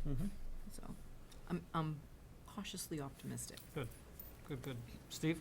Bill, with the $100,000 discount, which is marvelous, and the $165,000 estimate, how high or lower can the $165,000 go? And is the $100,000 have a time limit on it in case it, you know, doesn't make it this year, but we can do it next year or something like that? Like, are we I can't speak on for other people. strings? When I met with the rep, the owner sent their rep in from Connecticut to meet with us and go over it. And they are very committed to the cause. But, you know, and they understood that this was all, you know, contingent upon us getting funding to move forward. So they know it's not, you know, it wasn't a guaranteed. That's why they came up to help us try to get the numbers a little bit firmer and go through the process. As I said, you know, of the 165,000, 100,000 of it is just the cost of the materials from their side, the 50% cost of the materials from their side. The 65,000 really is all of the, we have to, in order to put in the system, it has 4 light towers, which are 18 feet in the ground, 3 feet wide. They all come precast, ready to go, but you have to have the appropriate equipment to drill down and put all those in. You have to trench around the entire field to bring the power to those and back to a little substation type thing that we would put in. And then we obviously have to get National Grid to bring the power across and to the field itself. So the 65 is the only thing that's going to vary here, but, you know, and we've been very successful using town equipment and town staff to do trenching and stuff like that. So we'll do everything we can to obviously keep the cost down as low as we possibly can on this and get the job done right. But, you know, there's not a lot. Now, I've seen projects, I believe the Attleboro project just for the lighting side was in excess of $300,000. So if we're capable of doing this for 165 and have the same level of lighting that they were able to produce on theirs, and again, have all those warranties and controls, this is a fully controlled system. It's It'll be a wonderful deal. pretty impressive system, So make sure, I want to say my own personal thanks to Scott Burns and Yeah, Leslie Gordon absolutely. for yeah. coming forward and helping us with that as well, because that's Big help. terrific. Big help.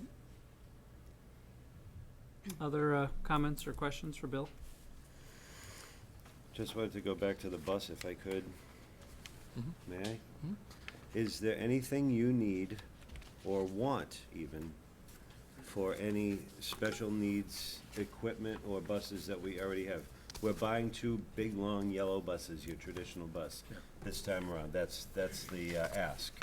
But is there any additional equipment or features that need to go on our existing equipment that would optimize for any special needs that we have? in No, town? last Or year. do we even need a whole new bus? No, last year, the request had 2 full-size and 1 of Mhm. the Yep. 30-passenger buses, Yeah, which is what we do use for our special needs transportation. We also use it for our kindergarten transportation because it's a little bit more practical and the size and the number of kids that we move around on some of those schools. But, no, I think we present every year based on what the need of the equipment is, and obviously, we're buying based on the current specs of what's the best thing, you know, for the student body that we're trying to move. So we're very comfortable that the equipment is, you know, what it needs to be and the level. We, obviously, there's a very large bid spec that we use to buy any of these buses, and it hopefully incorporates everything that we need for, you know, the safety of every child, whether it's a special Don't needs child forget, we get a or donation almost every year of some specialized and regular car seats Yes. Good. for the minivans, Yeah. minibuses that we run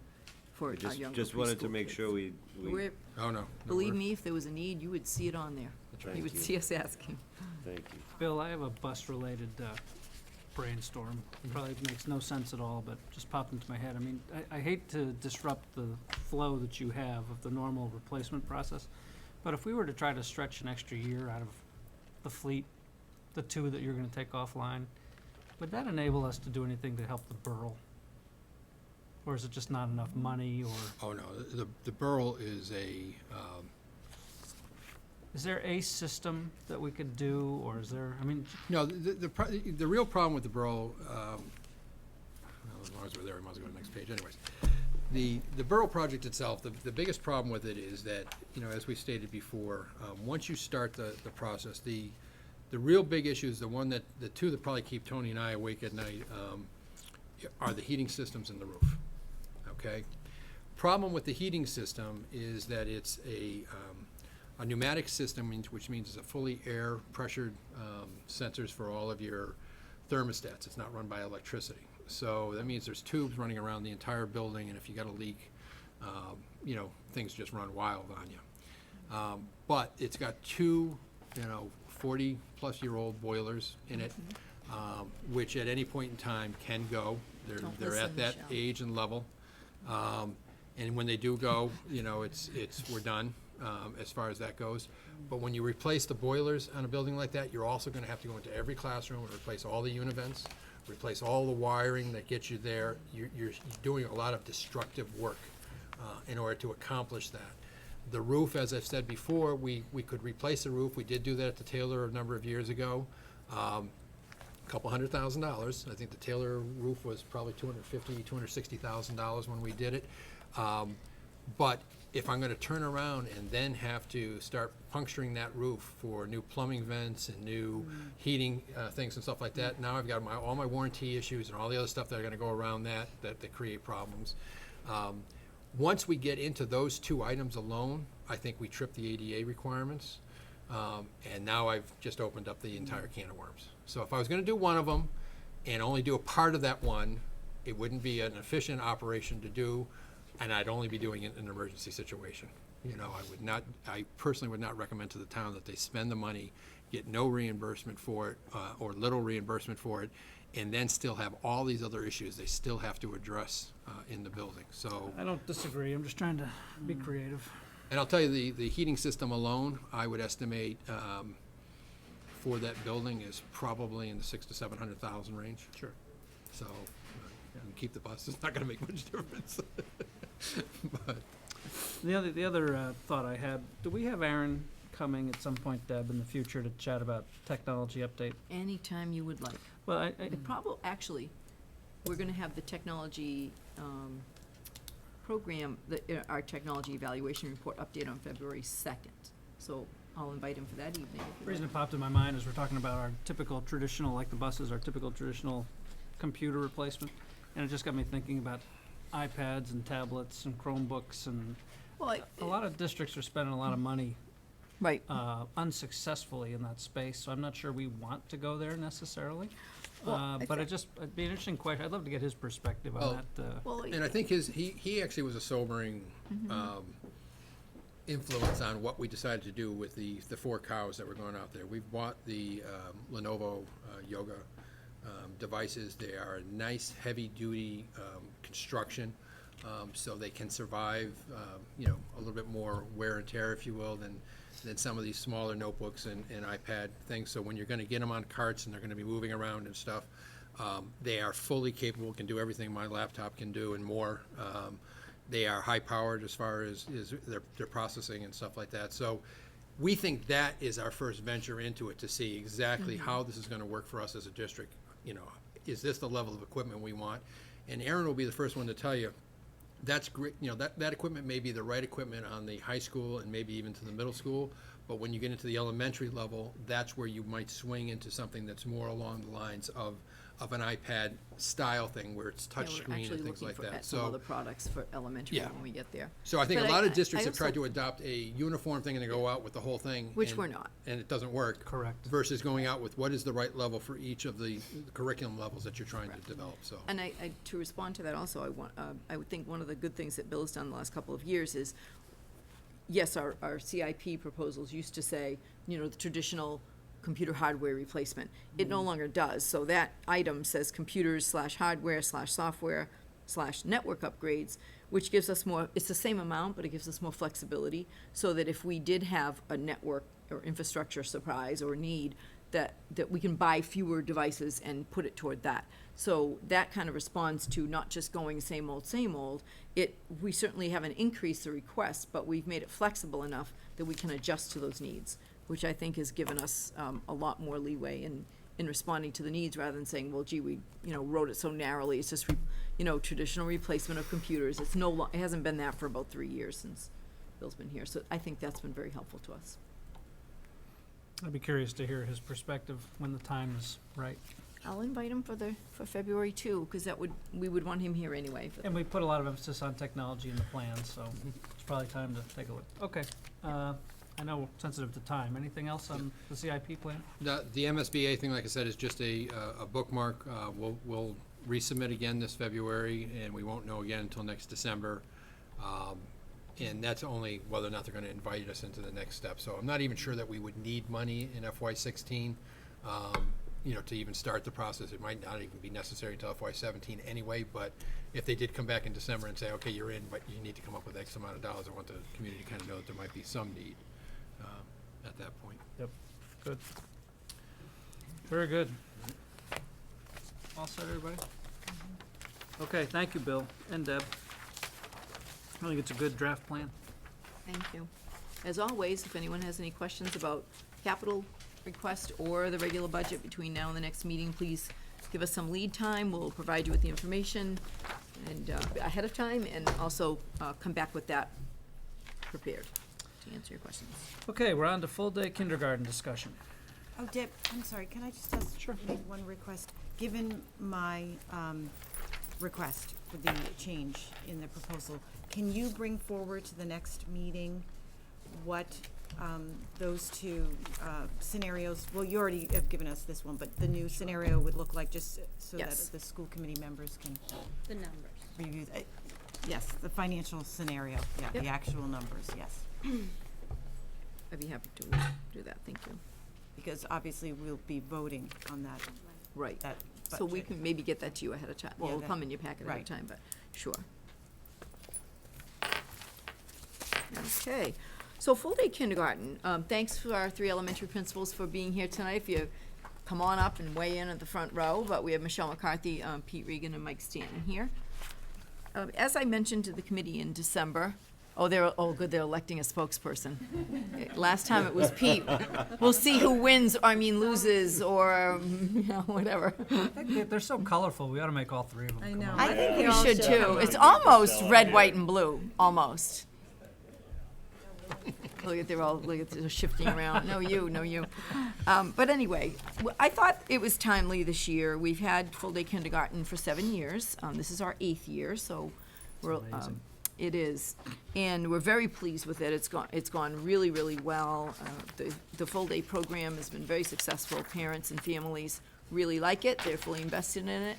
We currently have about 90% of our students in full-day kindergarten. We only have about 10%, about 19 students in the half-day program. And the market interest, if you will, in the half-day program has shrunk to the point that we now bus students from all 3 elementary schools to that one half-day class that currently this year is at the IGO. We usually look at where we're gonna run that for either space or convenience, or where the biggest population is. So that's not the best way to do business, but we, by law, we must offer a free kindergarten program. So the free program is the half-day program. And then obviously parents who want the full day pay for the other half of the day.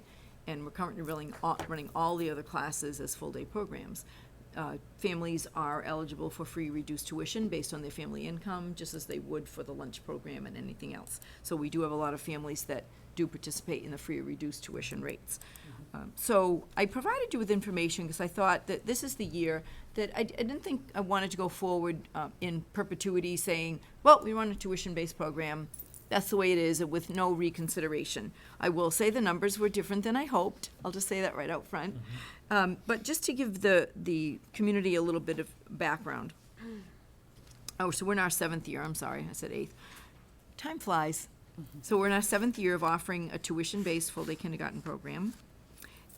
If we ran completely a free program where it's tuition-free, so the program we offer in Foxborough is full-day kindergarten period, we call that universal free full-day kindergarten, which means free for all families. So there'd be no tuition, there would be no sliding scale income for families, that's just would be the program. And if we ran our universal free full-day kindergarten program, we would not run any half-day sections at all. It would just be the program we offer, which is common in many communities. So just to give you an example, that I gave you some facts in the memo, but out of all the communities in Massachusetts, 262 communities have tuition-free full-day kindergarten. 79 offer tuition-based programs. So we're actually are in the minority with this. And Amy actually, before the meeting, went on and found some information. And I'm just gonna pass this around. I'm sorry that it's the only copy I have, but these are enrollment in full-day kindergarten by city and town. So if you see the darkest blue on the map of Massachusetts here, that means that those communities have between 90 and 100% of their students in full-day programs. We're not listed as one of those, because last year I don't think we were quite at 90%. The next level of blue is 50 to 89%. And then I'll pass this around with it, and you can get that back to me. All of the white communities on this map, which are the majority, offer tuition-free kindergarten, and there are very few that don't. So I'll start with Tina, and then we can pass it that way. How many communities total were we Well, talking? we usually say there's a little over 300, but if you think about, say, say, King Philip communities, Norfolk, Plainville, and Rentham would each count separately as 3, so that when you're looking at an A elementary-only data point, you're gonna see more communities than you do necessarily when you're looking at other things. So, in consideration of the elimination of the tuition, there are really 3 factors that come into play. Our potential increase in Chapter 70 funding, and that comes about because if you charge tuition for the second half of the day, so let's say there's a student at the IGO school and their families pay for the tuition for the second half of the day, you only count that student as a half-day enrolled student, because if they're paying for the other half of the day, they can't be counted in your enrollment because you're not supporting them through your public education funding. So there is always a Chapter 70 increase if it's full tuition-free universal full-day kindergarten.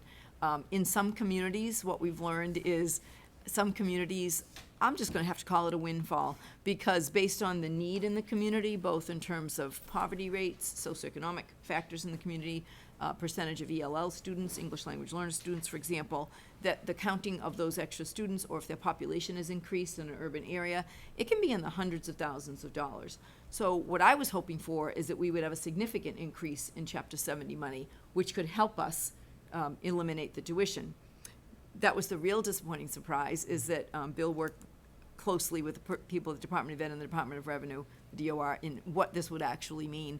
And disappointingly, rather than hoping for close to $100,000 or $100,000, our Chapter 70 would only increase $2,125, which is, I'll say it, peanuts. So that didn't tip into our favor. The other factors are additional salaries to convert the current half-day program to a full day. So where we have a half kindergarten teacher and a half educational assistant, we would need to increase those to full, so it's a half a teacher salary and a half of an educational assistant salary. And then obviously, if we eliminate tuition, you don't have any revenues coming in through tuition collection. So the Chapter 70 funding increase is minimal. We are not eligible for foundation aid. So that's the technical term for how other communities, 59 communities in the Commonwealth, are eligible for foundation aid, which is a significant increase based on your population. We're not one of them. So that's a good and a bad news message, I guess. However, as I started out by saying, we don't have much market interest locally or in the state for a half-day program. We only have 19 families who are interested in it this year for their students, and we are becoming seriously in the minority of communities who still will charge tuition and still offer that free half-day program, which is getting a little unwieldy, I'll just say, in every summer trying to decide which families are going to opt for the full and which are going to stay with the half, and how we're going to bus them around and get them to that one program. So many families have their child go to kindergarten at a different school than they will for the remainder of their elementary years. So it certainly is optimal if they could go to their neighborhood school in kindergarten, and if they want the half-day free program, they're not able to. So I do think that that's not educationally the best, but the total cost, unfortunately, of eliminating the tuition is approximately $345,000. So it's much more than we thought. We were hoping for, I'm gonna say somewhere in the $125,000, $150,000 range would have been an optimistic hope.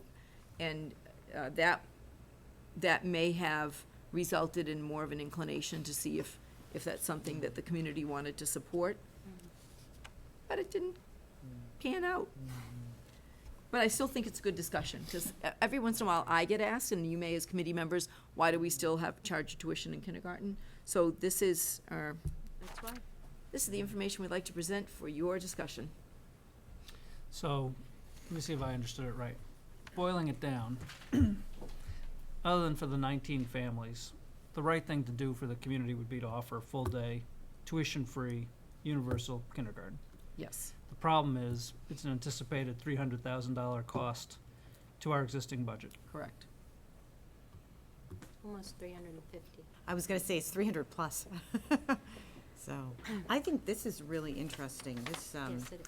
about the tuition rates for full-day kindergarten by city and town, and those that have it and those that don't, and, I mean, 65 school districts charge tuition for full-day kindergarten. As you said, we are in the minority, but obviously at a cost, I'm sure, for all these other communities that are And I think in the spirit of talking about the budget, and, the CIP, you know, this again is something that we're looking at, but we're, you know, thank you for doing this, because I just think that it really spells out what we're doing, and obviously this is would be a huge cost to the town. It would. And, you know, just not something that really we can take on. Well, we could, but it's a matter of choice. Right, but yes, I Yeah, agree. it Other initial reactions? Well, I mean, 19 students in a half-day kindergarten class is still a normal-sized class. I realize it's spread Yes. across the entire district, but it is still a normal-sized class. It And is. we don't know whether those reasons are financial or for other, there are lots of reasons that people may choose a half-day kindergarten.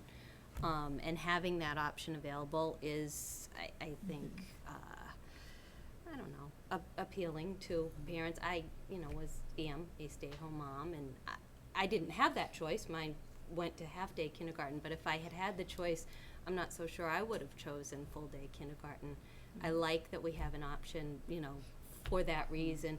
However, I know we haven't had kindergarten registration yet, it's coming up, but if we were to have, you know, 15, then it gets a lot less feasible. It's not a Well, you true could have class. 9. Or 9, I'm just, you probably are going to, I don't want there to be surprises, you're gonna be reaching a point very shortly where the number of families who are selecting half-day are so low that it doesn't make any sense to run that class, and then we're really gonna be stuck. Right now, we've struggled the last couple of years to figure out where to put that one program, or to figure out, can we run just the one? You think we can do, think we must do 2? And it is becoming difficult. And we could very well be in the single digits very soon, because every year, the interest, last year we had 2 half-day sections. The interest in half-day is, I can't even use the word dwindling, it's decreasing fairly rapidly. Just want to put it out there. But the number certainly is a lot higher than I hoped for. Steve? There's so many, you know, facets to this, but $350,000 also translates to a lot of families who also might not be able to afford daycare. Like, I'm looking at the map and looking at, I think it's North Attleboro, I don't mean to call them out, but it's identified as a town with no services. And so I wonder, if I were in their That was shoes last living year. there. They are trying it this year, Okay, so. on a so- lottery, I believe, basis. So and they are doing it. Without meaning to sound fresh, pick a purple community, right? One that doesn't have it, right? The Wh- wh- 10, from the 10. Yeah, what are these parents doing that, you know, we did it at my house. We had to, you know, do a cost-benefit analysis of, does one of us stay home and work, and not work, but not have to pay daycare? But any little warm-hearted kid that's in our kindergarten system is in the Foxborough Public School System, which again is terrific, as opposed to just building Lego towers all day or whatever they may do at lower level quality daycare centers. I You know, think this it is- would this is be, had it not educational. been quite the price tag Yeah, that it is. I think that it is a community asset. right. And I think it is of benefit to families who don't have to struggle with that decision about, can they afford it, can they not, what else That's are why they you're going the to do? thank you. You just said what I It is just a took community 20 minutes asset. to say. Thank you. I agree. And we don't have fees for other things, so this is the one thing we do have a fee for. Yeah, that was the other And- thought going through my mind. This is almost Yeah. like thinking about, you know, sports fees or busing fees, or which we're so proud not to have in this town, but we do have a Yeah. full-day kindergarten fee. I guess my Right. point is the number doesn't scare the heck out of me, right? It's something to consider. But it's a big number. It's a big number. substantial number. I wonder if Mr. Blue Shirt back there wants to weigh in. I'm assuming he got elected, Did you get elected again? you're not, Mr. White Shirt. Right. As the president of the House is the Mr. White Collar, come on up. I'm scared what the next topic is gonna be. Michelle, you're on for the tech plan update. February evening. 2nd. Hey, Mike. How are you? Good, Happy New Mike. Year. You as well, thank you. Yeah, so the half-day program at IGO, so, we have students from all three schools. The difference, it's what we all want as educators is more time with children. And that's what the full day provides us. The children, we're fortunate, we have an outstanding half-day teacher and assistant. They have the same expectations for the end of the school year, that their children are going to learn the same curriculum and be prepared for first grade. Much more challenging to do that. I don't know if Pete and Michelle have had conversations. I have had, some with families. The reasons for half-day it does vary for personal choice to financial, but in my own personal experiences, I came from a district prior where, in Foxborough, we do have a sliding scale as well, where we do provide families based on their income level the opportunity to have that full tuition reduced to partial. So for me, that's something that's wonderful that we do provide our families. Would this be outstanding to provide all of our children with full day and have them the entire day? Without a doubt. But it is nice to know what we do currently offer those families that are in need, that might be faced with a difficult situation. We do have an avenue for them to pursue. And I think that, just like everything in education, it's shifted. So when my children were kindergarten age, the standard was half-day. No one offered full day. The standard is now full day. I think we have to be really cognizant. The standard of education for kindergarten programs is now full-day program. What drives that? Do we know? Well, early education, the investment in early education. So even politically in this state, there's so much conversation at the political level about providing universal preschool. If you've been reading anything in the media, the state, a lot of people at the policy level are very interested in providing this idea of universal free preschool to everybody. So most of us superintendents are saying, could you please help us get free full-day kindergarten first? We're not even there yet, but there's a lot of interest at the political level and at the Department of Ed for early education and care. And it's a whole department now, early education and care at the Department of Education. So, but even many organizations are now pushing for this idea of free universal early education for all, knowing that it pays off in gains later in the student's education if you can get them early and educate them earlier. So I think that I'm not recommending, because it is a big price tag, but philosophically, of course, I would recommend it, because it has become the standard of education for kindergarten, certainly. I personally am not interested in free universal preschool. I think we have all we can handle. I would really think that's gonna be interesting if that gets any legs at all in the Commonwealth. But I do think that universal full-day kindergarten is not unrealistic. You can see the majority of communities in Massachusetts, 262, this was last year's data, do provide a free program. So we are becoming the minority. We are not hitting the standard of a full kindergarten program, and we probably are gonna bump our heads against such a small number being interested in it that it's not a viable class. I personally wouldn't want my child in a class of 8 or 9 students. You don't have the education, if you will, the social education and all the other things that come of it in that level of, in that size of a class. So I think we're going to be really challenged by that in the coming year or two, which is why we spent some time doing this analysis. It's just disappointing that we're not gonna get the assistance from state funding that could help us through this. What if we considered moving towards the universal full day, which seems to be the direction we're headed, both in terms of numbers decreasing who want the half day, and in the majority of towns in the state coming to that conclusion as well. But what if we were to, directionally plan to head that way next year, but also plan a fee schedule that slowly decreased so that it wasn't, a 1 year big impact, but we started to absorb it over time? Well, our fee schedule right now is determined by the Department of Education. Their sliding scale fee is the one that we must use, and it's very fair, I will say. Our tuition's only $3,000, many people get it free, so it's actually quite a reasonable, if you think about, to Steve's point, the cost of daycare if you weren't participating in the program, it's actually a good value if you're, for the dollar. But I think if the committee could consider adding to the budget every year to phase in what we would need to store up, if you will, for eliminating the fee, which would carry us through a few, the change years, if you will, I think that would be a great idea. I don't know. But how would that, How would that, I guess it would change our fee. It would change our sliding scale fee.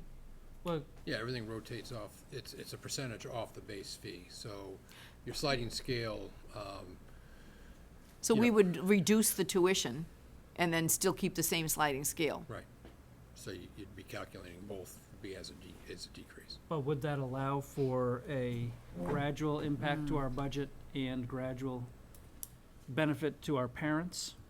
Or would the state, I don't know how the law works, would the state mandate what we have to charge? Oh, no, no, No, no, no. no, that's totally district, Yeah, right, which is control, why it's so- different in every district. Right, right. And we've kept that really low. We started at $2,500 and we're now only up to $3,000. So we've actually kept our increases minimal, Over 7 years. yes. I mean, the majority of this $350,000 additional cost comes from the lost tuition revenue. So what if we just slowed that cost or staggered that cost so that we get to where we want to go long-term? That's not a bad idea. How many families would it, what's the average family size, and we're talking now, right? We're just throwing ideas around. Some families. Discussion mode. But, yeah, by the time we got, let's say we phased it, which sounds like a great idea, and we phased it over 4 years. Some families would never get to ride the happy train, True. right? Because True. that train would sail, as Austin Powers would say, right?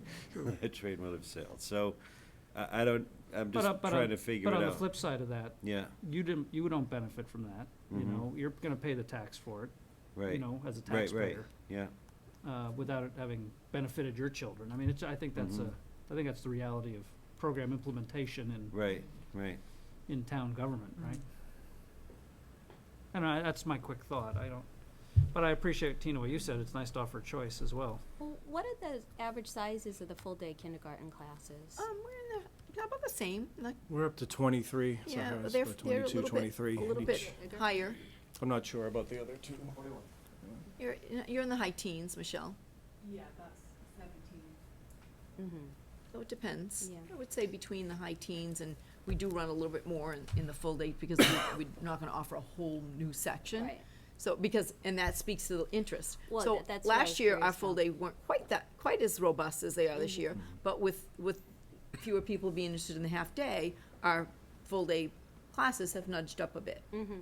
If those 19 kids, let's say the ticket was less costly, those 19 students being reabsorbed back into the 3 schools, Yeah. we would offer the appropriate number of sections, and it wouldn't continue to go up.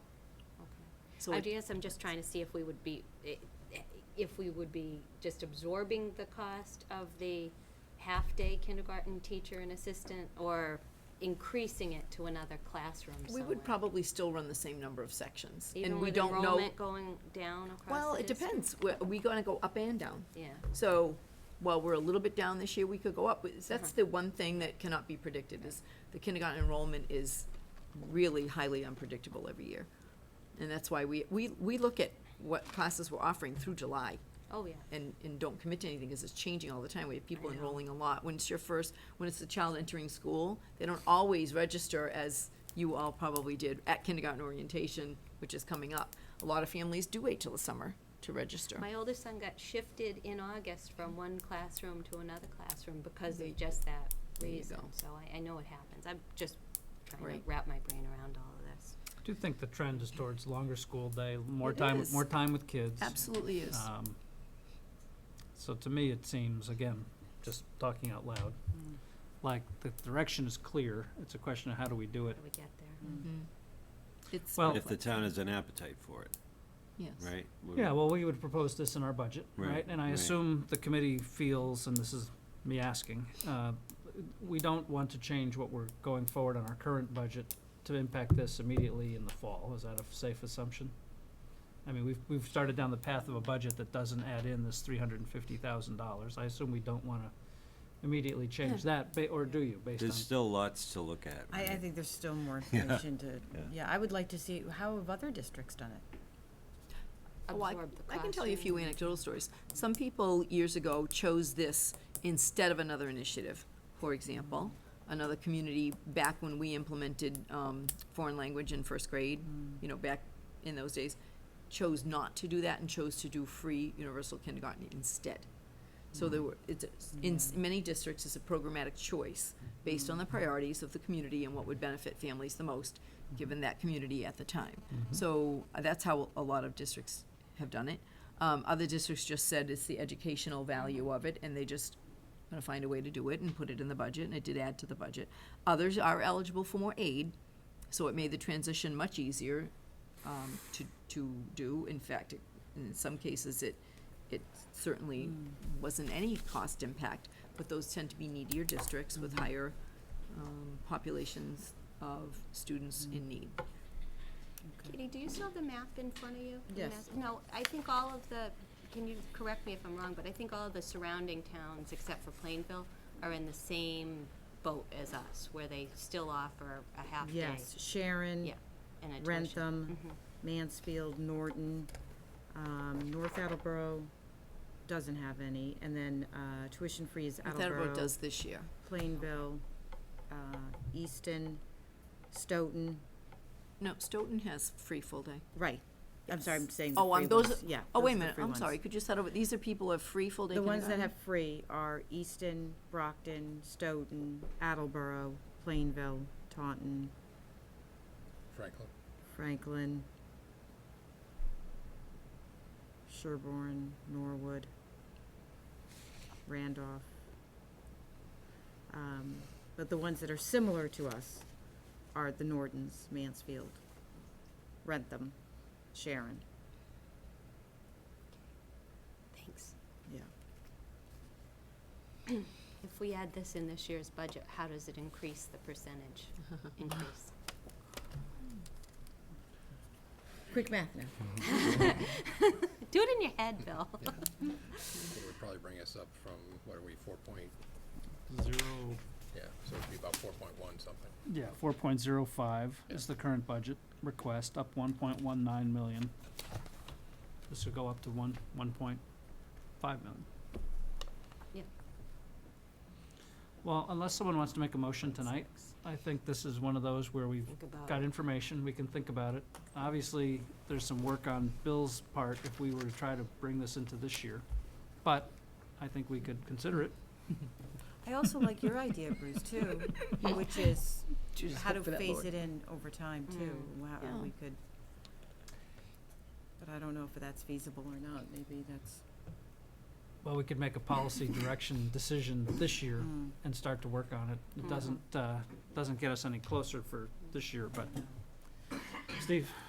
I won't be making a motion on this tonight myself, but the numbers that we have in front of us, are there any other costs that would come about?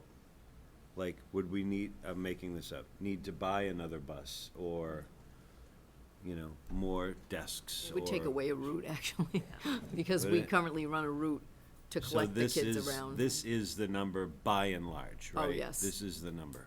Very close. Well, why don't we table it to the next meeting? And we may get some input from some of the families, we may not, but unless there's any more input the principals want to offer, I appreciate you guys staying out tonight. Or any other thoughts you guys have that we haven't articulated, Deb? No, I think it is, I appreciate the conversation because I think it is an educational dilemma, because it's very clear that all communities will be moving toward that. This might not be something you want to be the last on. And I think it's prudent for the committee and for us as an administrative team to be looking towards what would it take. It is complicated. What would it take to I like the idea of maybe a move toward, because I think we're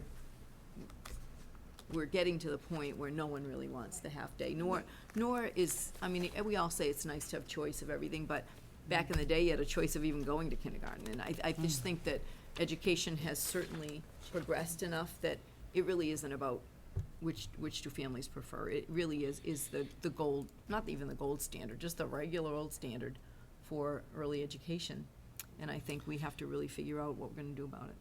Just as a segue to our next topic, which is the calendar, second discussion. One advantage of not taking action on it this year, but putting out a direction, is that our families seem to appreciate a little lead time in these decisions. So, that might be a reason to Could I ask one more thing? Sure.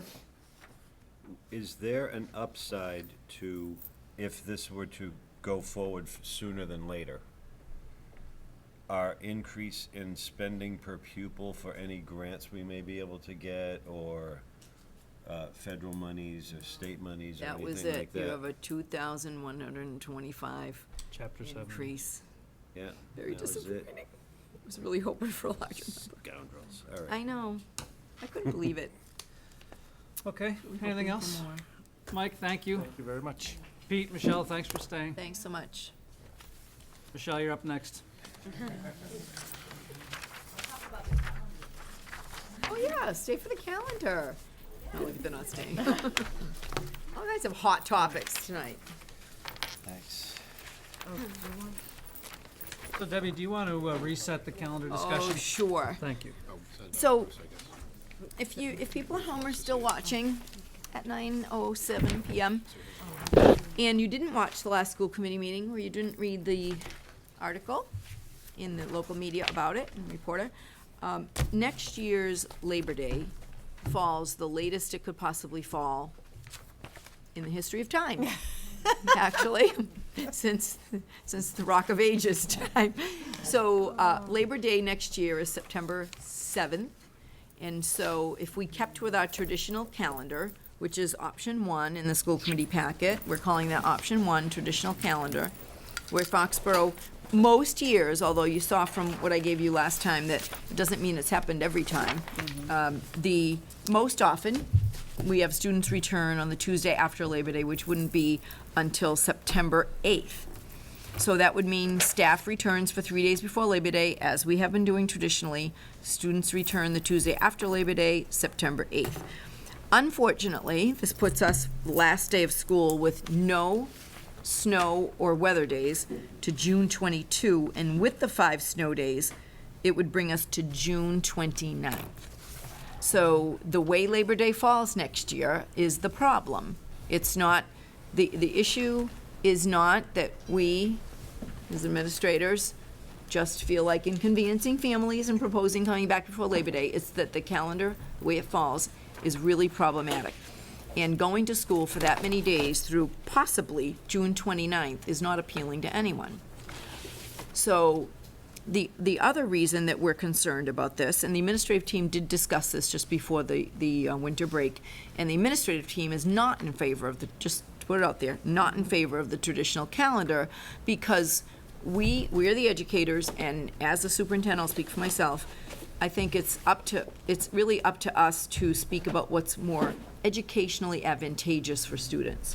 And when we think about all the things we've been discussing at this table, the high-stakes testing that's coming up, the park, and I'll ask Amy to speak to it, the park assessments coming up in March and May, the MCAS tests still at the high school as a graduation requirement, March and May, and the students who take so many AP courses now, we have hundreds of students taking AP courses, and those AP exams are given in the spring according to the AP College Board organization.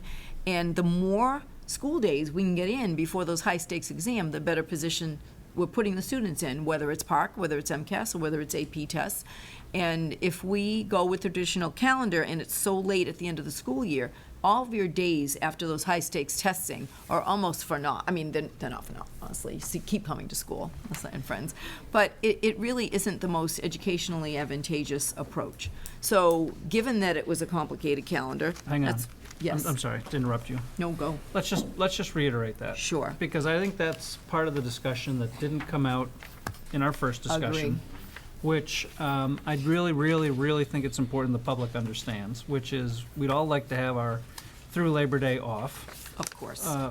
The downside, of course, is it's hot in our buildings in mid to late June and the kids are less focused. But I think what I'm really grappling with is the fact that we lose instructional time needed to prepare our students for these tests, which have an impact on their future. Yes. So I think we need the public to understand that trade-off. As a parent, I'm wrestling with that trade-off. But to me, the single most important thing that needs to come out of tonight's discussion is for the public to understand it's not just a question of when do we begin, when do we start. It's about instructional preparation time for these important tests. Yes. It was very well said.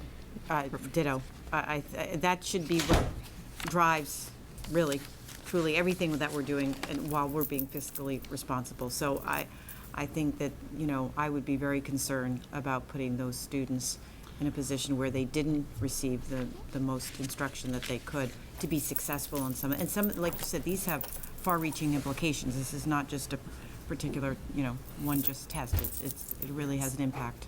And it doesn't, it's not a feel-good thought when parents are thinking, what do you mean we're going back, kids might go back before Labor Day. It's not a feel-good moment to think that. I agree. I was a parent, and we had children, and we loved keeping them through Labor Day in the summer.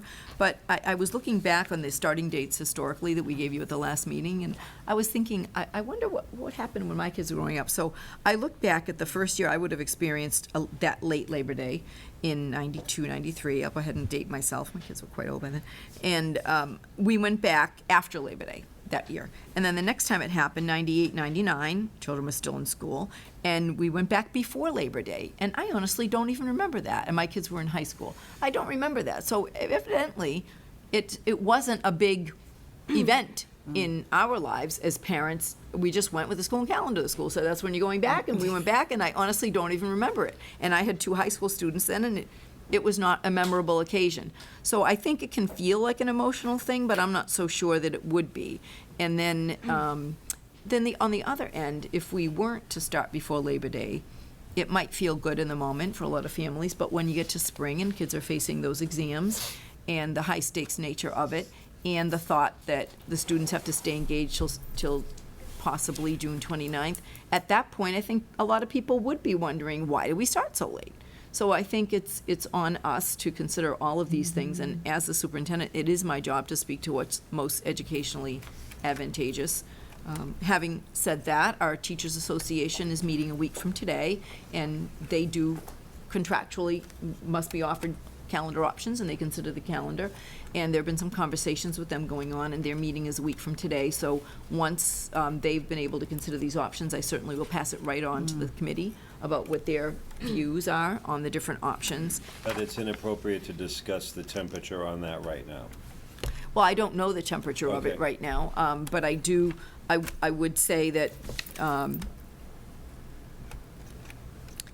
would say that what I heard at the last meeting when we're looking at option 2, which doesn't seem to gain a lot and puts people back before Labor Day, anecdotally, there doesn't seem to be a lot of interest in option 2, so I'm just guessing that the most interest is either in option 1, which is the traditional late start, later end, and option 3, which is on the pink, which is the students, the staff would return on August 25th, which is almost exactly what happened this year. So when you look calendar to calendar, what feels like the earliest, oh my goodness, we're returning so early, is when you just look at the calendar and forget about when Labor Day is, it's exactly what happened this year, where staff would return on the last Tuesday of August, which they always do, and students would start on September 1st, the Tuesday after the staff starts, as they always do.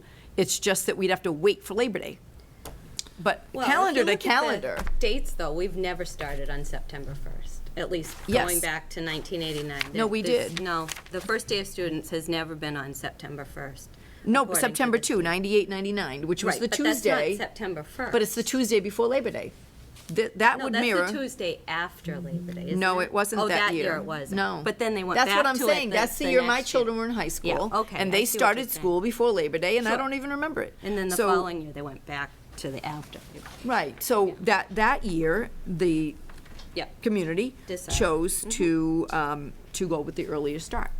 And I don't recall it as significant or ever in any way. So I think that's where the dilemma lies, and that third option, which is the students returning on the Tuesday before Labor Day, would be end school on the 17th with the 5 snow days built in, with the last possible day would be June 24th. We're not looking for a vote tonight, because we No. need to hear back from the teachers, Yes. obviously. I have heard from exactly 7 people, I've 4. heard from one. I've heard from 3. Okay, so my 7 people, 4 were for after Labor Day, and 3 were for definitely before Labor Day. And of the 4 that thought after Labor Day, once more information was provided about when athletics actually would start up, which actually is August 27th, because that's MIA rules, and that does speak to how many days before Labor Day. So athletics is not going to start up until August 27th anyway, the double sessions and all that practice. So athletics actually doesn't impact this choice, if anybody's wondering about that. And so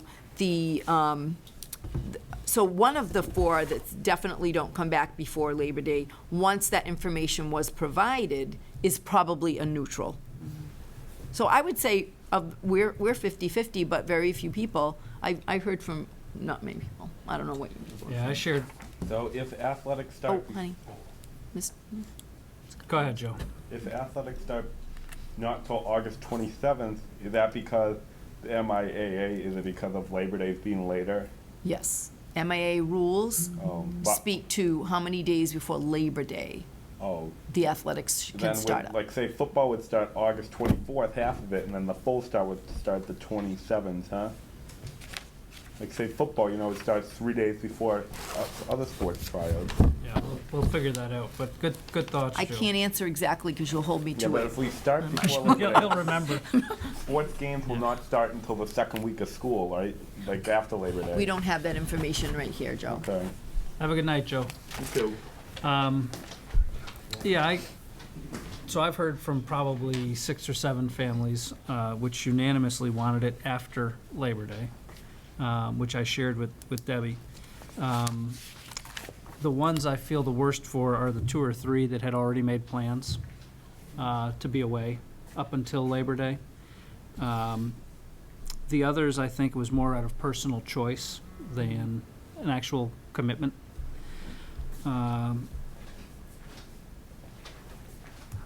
So I'm glad we don't have to vote tonight, but I would, I'm never bashful to offer my opinion. I think the more I've thought about it, as much as I'd love to stay out through Labor Day, I worry about the kids who will be impacted by those tests.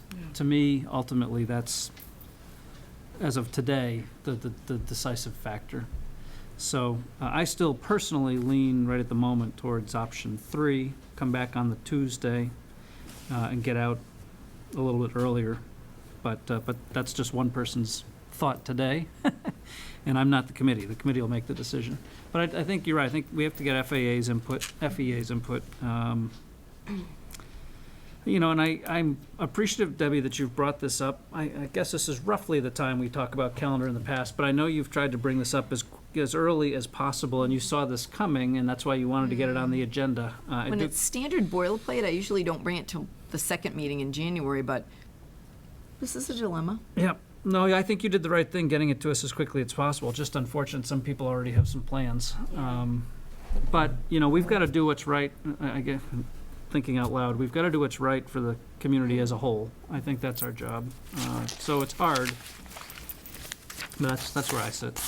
Do you think, I have a question, do you think that, I know we talked about, the ability to get some of the administrative, the paperwork stuff done, get the syllabuses handed out to the kids, and then hit the ground running. But if people already have vacation plans, and there could be, people who say it's 3 days, I don't care if my kid goes, are teachers going to do that with the kids that are in class and then have to go back over this stuff? Will it be wasted time, the following week? All the time now.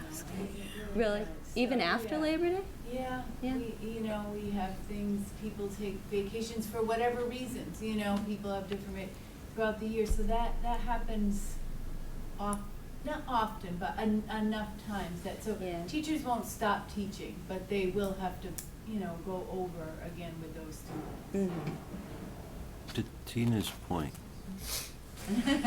Okay. It happens more than you think, I don't know. I'll say. Yeah. to Tina's point, would there be an ability to have any flexibility for families stuck? Let me rewind. I went and took my kids out of school about 5 weeks ago to go to Disney World because I won a trip. And I had to go, and I felt awful. My kids were essentially in Disney? in Truant until I met Pluto. Then I was fine. But is there any way that a family could get ahead of the curve with curriculum while they're dealing with this? If there's a small number of people that are really torpedoed by this, really torpedoed? Well, Could it be worked out? I don't know, I I'm guess I have a thinking out couple of loud. thoughts, probably none of which will be helpful, but I'm gonna give it a stab.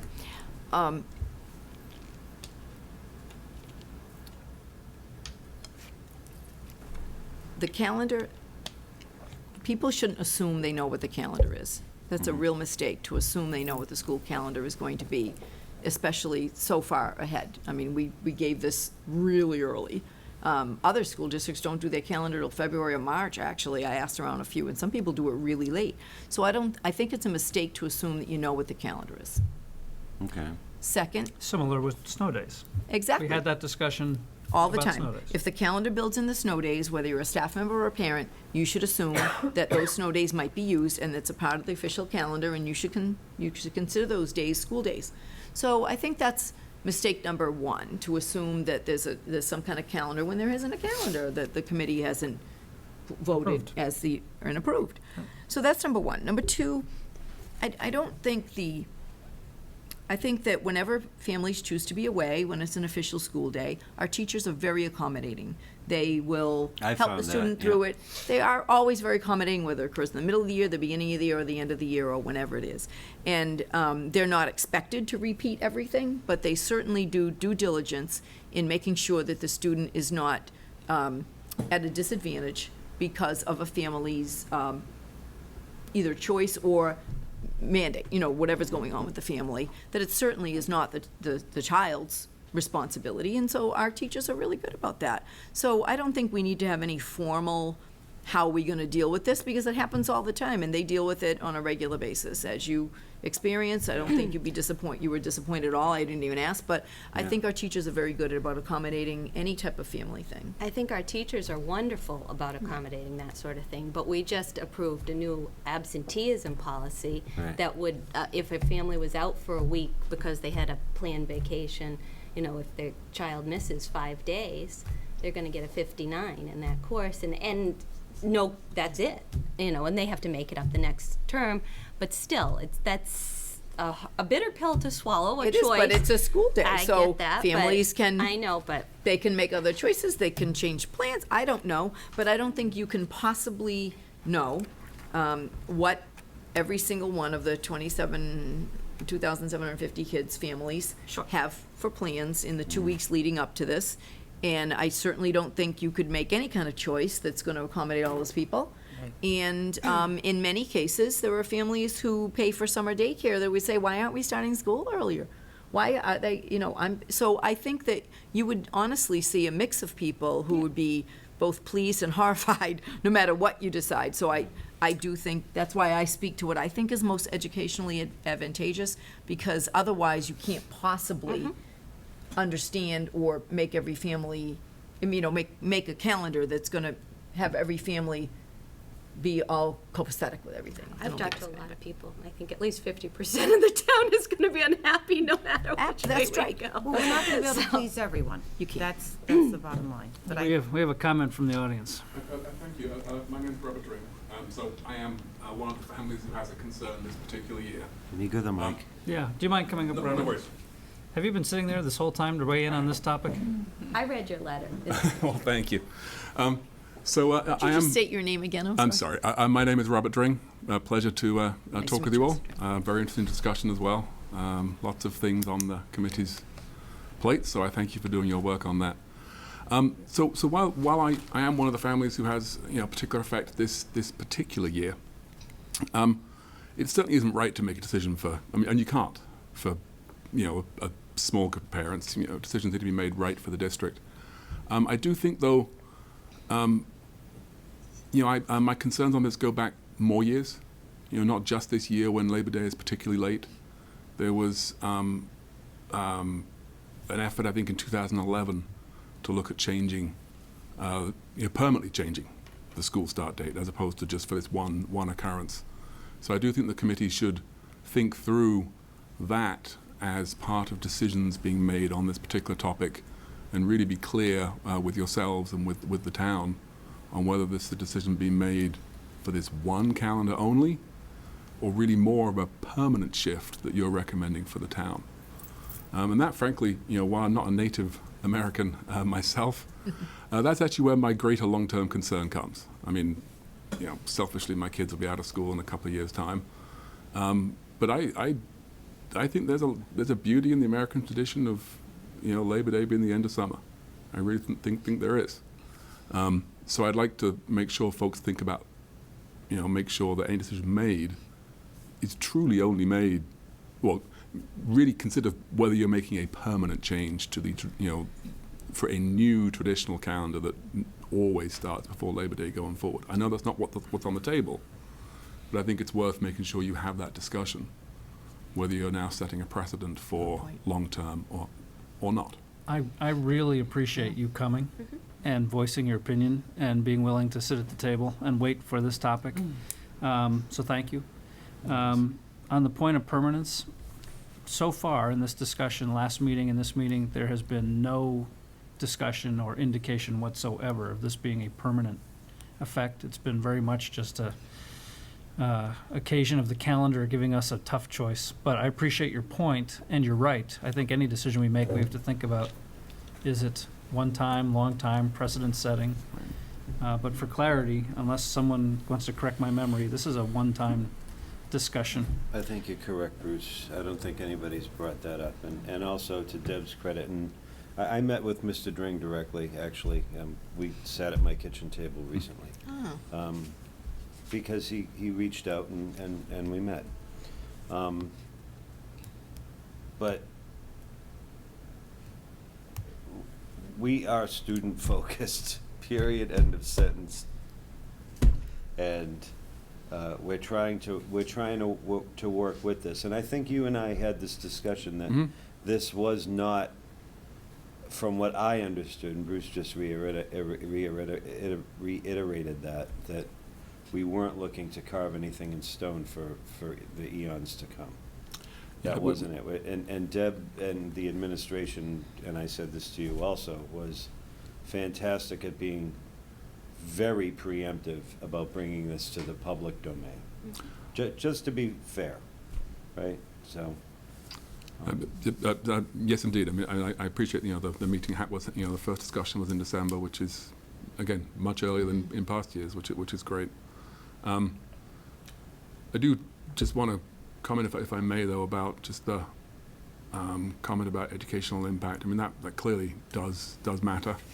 We are a district, of course, who's blessed with having good MCAT scored, good AP scores. There was great news in the paper this summer about our latest achievement. So I think we have been able to succeed well compared to other districts, thanks to our good staff, with a different start date than many other school districts do in the state. So I think that's worth mentioning. That's a good point. I It's hard. well, you know what? Bless you. It's hard because we're a small enough community and a caring enough community that we want to make a decision that pleases everyone. Yeah. What I'm struck by is I suspect in most districts, this is not an emotional topic. This is what's the school calendar? This is the options. Okay, we're going with this one, all in favor, and we move on. So this may be an instance where we have to take a similar approach at the end of the day. I think we're still in the hearing out stage. But I don't know that the school calendar, and this maybe supports the point you made a minute ago, I'm not sure the school calendar is designed to be an emotional decision or a family-by-family decision. Right. I think it's a decision we probably will have to take as a committee in terms of what's best for the majority, whatever that is. Yeah, I agree. And I think that if communities did struggle with starting before Labor Day, it happened at least 10 years ago. Because I do think, most districts do start before Labor Day. So if they ever did have that emotional time about moving school earlier, it happened so long ago that it's a distant memory. Now the calendar is the calendar. I think for us, and I personally, as a mom, loved it. Even though I was an educator, I loved, going through Labor Day, staying, keeping summer through Labor Day. But it may not be feasible all the time, and it may not be feasible this year. So I think that's part of, we've kept with that tradition for so long that it might feel emotional to a lot of people, but it's standard operating procedure most other places to go back the week before Labor Day. So I think, once again, it's something we've hung on to, but it's one thing that we may not always be able to do without thought of what's the educational advantages or disadvantages. You know, one thing we might be able to do, I agree with the thoughts Steve had and then the response you had, Deb, about do we need to put in place a program or something? I think, and it's helpful having the principals chime in a little bit on this as they did. So I'm not sure we need a program necessarily for No. those who this will impact.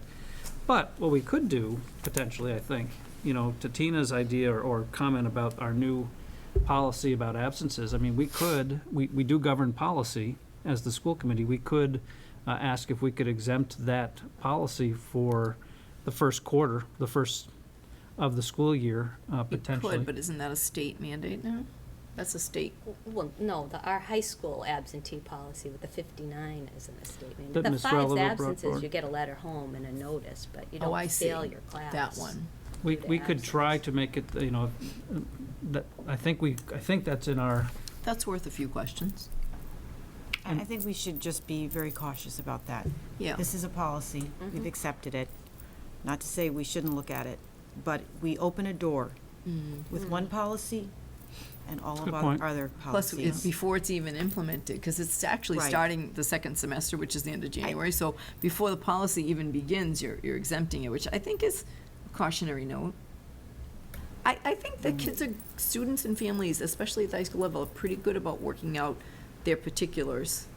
Well, the principal said the policy allows our principal to give a lot of discretion, so she may That's- be able to use her discretion wisely. that's just an in idea this on my area. part to try to Yeah. help a little bit. I don't know if it's the right one or not, but something we can think on. Mr. Dring, anything else? I don't want to keep you. You've been here for a while. No, again, you do important work, so people should listen.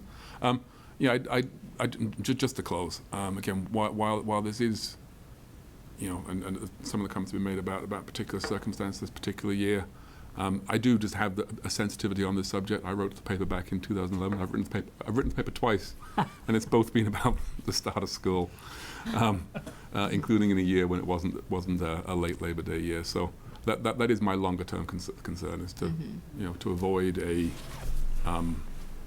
undiscussed permanent change. Yeah. A discussed and agreed permanent change is a different matter, but an undiscussed one would be a bad move. Thank you very much. That's a really Thank good you. point. Thank you. Thank you. Thank you very much. Melissa, Nice Oh, to I'm meet sorry, you. Well, Oh, no, sometimes you it's just have to totally interrupt okay. us. But, so you know how like that 5-day absence thing? See, now this is only 3 days. So like, I mean, that doesn't put the full like That's true. 5-day effect. So like, I mean, if those people have that vacation, so Right. then that shouldn't really affect them that much. But I mean, it still does affect them. And the 3 days are just also syllabuses and all that stuff. And like, make sure you get all this paper. And this is like what you need. Like you need like book covers and like books. And but then so if you go back to option 1 and how we come back on the 8th. So those syllabus days will be pushed forward, and the educational days will be like cut back. It actually wouldn't be basically. until the next week when things really get rolling. Exactly, because like the first week of school is like, oh, we're just doing syllabuses and all that stuff, and like what you need, like this is what like the class is about, basically. And then the absences is the 5 rather than it's just 3 days. And So That's is your, another good point. so is your point that even if we start on one of the earlier options, that those who miss that, who It's- are going to be able to make it up. catch up without too Easy, yeah. much? And the teachers, I like, let's say like Foxborough, yeah, I in the beginning of the year I was sick and I like missed a week of school, and they were able to like help me get back on like easily, like without a problem, because I stayed after, they gave me the work and I asked for the work, and if you're missing these days you can always ask and then they'll easily help you out. That's a nice reassurance. Can I just resign and give her my seat? She's like so smart and wonderful to be on the board. Yeah, no, that's a great reassurance from a student It is. perspective. Thank you. Because you're living it. So That's thank true, you yeah. for your, And I'll be I- a senior too, so obviously I want option 1, but option 3 is more. See, you know what's really great is your example is wonderful, because it shows that while you are really exemplary student, it does show that she is not unlike other students, and that they take responsibility for their Yeah, educational yeah.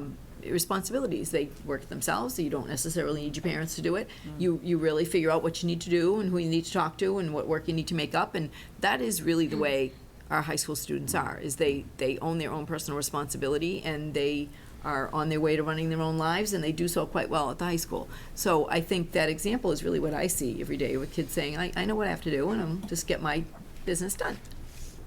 Except rides. We have to drive a lot of them around sometimes as Well, parents. yes, that's different. Transportation is Okay. another. So Debbie, will I didn't follow the dates or committed in my short-term memory. The FEA meeting will be before Yes, a our week next from committee today. meeting. So we'll make this decision at our next committee meeting. Yes, So for the public who this impacts, they can expect a decision at our next meeting. yes, because that we need to know by the next meeting, because then the high school needs the semester ending date, so they can, as the students do their course selection, that their schedules stop being created with the timelines embedded. And our next meeting is 2 weeks from today? It's the 26th because of Martin Luther King Yes, birthday, right. so it's 3 weeks from today, so that will give you plenty of pondering time. And then I will need a vote though on the 26th. Yes, you will have a vote. We need to. And we yeah. can still take feedback. We're still taking Sure, feedback. feedback's still welcome. Okay, anything else? Thank you. Thanks, everybody. Thank you very much. Not an easy topic, but again, I think it's only because we care. This is one of those topics where I'm so glad this is not my sole decision, because 50% of people would be upset, and so they paint the target, and then the other 50% the other way would be upset. So this is one I'm sure happy to have a committee. Thank you for tossing us some stuff. So I pride myself in, May I just say? It feels great. Doesn't it? It's a feel-good moment. It's a nice tingle. I pride myself in running us pretty close to on time, but we're 35 minutes behind, so I apologize to everybody. It's not like us. But we are on to BICO Educational Collaborative. I'm going to make up some time here. So the BICO Educational Collaborative, if you look in the packet, you voted in agreement of the BICO Collaborative Agreement, which is pretty much the way it looks now. But what has happened since you voted, and there are 17 member districts, so this has to go back to all 17 member districts, because two things happened. Somerset Public Schools withdrew from the BICO Collaborative, so the agreement can no longer have Somerset listed as a member district. And then the law governing educational collaboratives actually says that each school committee could appoint the superintendent, which you do, or a school committee member to serve as its representative on the Bi-County Collaborative Board of Directors. The last meeting we had, we don't necessarily think anybody's going to do that, but that's what the law says. So there was a school committee that pointed that out and said that the wording in the collaborative agreement must reflect the law, which says you could appoint either or. And this obviously is one of those things that if any of you want to serve on it, I would happily stand aside. Just kidding. So anyway, so that is what the law says. So this new collaborative agreement is the same as the old, with the elimination of Somerset as a member district, and with the addition of the language that you see in bold, shall annually appoint the superintendents of schools or school committee member to serve as its representative. And so this agreement has to be revoted and then brought back to the collaborative. So if you revote and approve this tonight, then I need a signature on my page right here. Steve? Can Do I you have the motion original that we without- accept it as rewritten, and unless anybody else wanted to take a different role as a representative, we just accept as written? Well, you can, and I think you separate that. I think you just, the motion's just to approve the new. Motion to approve as As rewritten presented, and yeah. presented. I'll second the motion. Any further discussion? All those in favor? Aye. 4-0, thank you. So Bruce, we'll need your signature on page 19. I don't know if we want you to sign one with the hole punch, so if Janet Okay. has one ready, she can, yeah, perfect. Do we need a vote to reappoint Debbie? no? Not yet. So, Oh, No, okay, you did that okay. in the spring. Oh, okay, great. You can do it again this spring. but I think if Oh, I- somebody wanted to take this on, if they wanted to make that known at any time, that'd be okay. Thank you for the Don't hold your calendar breath. again that you gave us, and enjoy. Well, thank you for that revote. It will help. Yeah. BICO Collaborative Quarterly Update. Yeah, so this is standard boilerplate every quarter. Now, the Bi-County Collaborative provides each member district with a quarterly update. Usually I highlight like one or two things that might be in the update, but I don't really think there's anything that I need to highlight that's that vastly different. They are currently enrolling 192 students. And as a side note, if you looked at the informational matters, the BICO Collaborative provided us with an annual report for the first time. And if you looked at that, it's titled the Bi-County Collaborative FY14 Annual Report. And if you look on page, I guess I didn't say the page, 18 of the annual report, Foxborough only sends 3 students there. So of the 192 students at the BICO Collaborative, we only send 3 students. So that really struck me because that speaks to the strength of the programs that we have in-house, that we're able to educate many more students here in our schools, which I firmly believe in, that kids have a right to go to the neighborhood schools if they have a disability that requires a special program. So we only have 3 kids currently attending BICO. So while the BICO Collaborative is wonderful and it's very well run and their programs are excellent, it is the next go-to placement if we can't offer those programs. But we do offer some really robust special education programs, and that's why our kids stay here. So I just wanted to point that out. That's it for the quarterly update. Any questions or comments?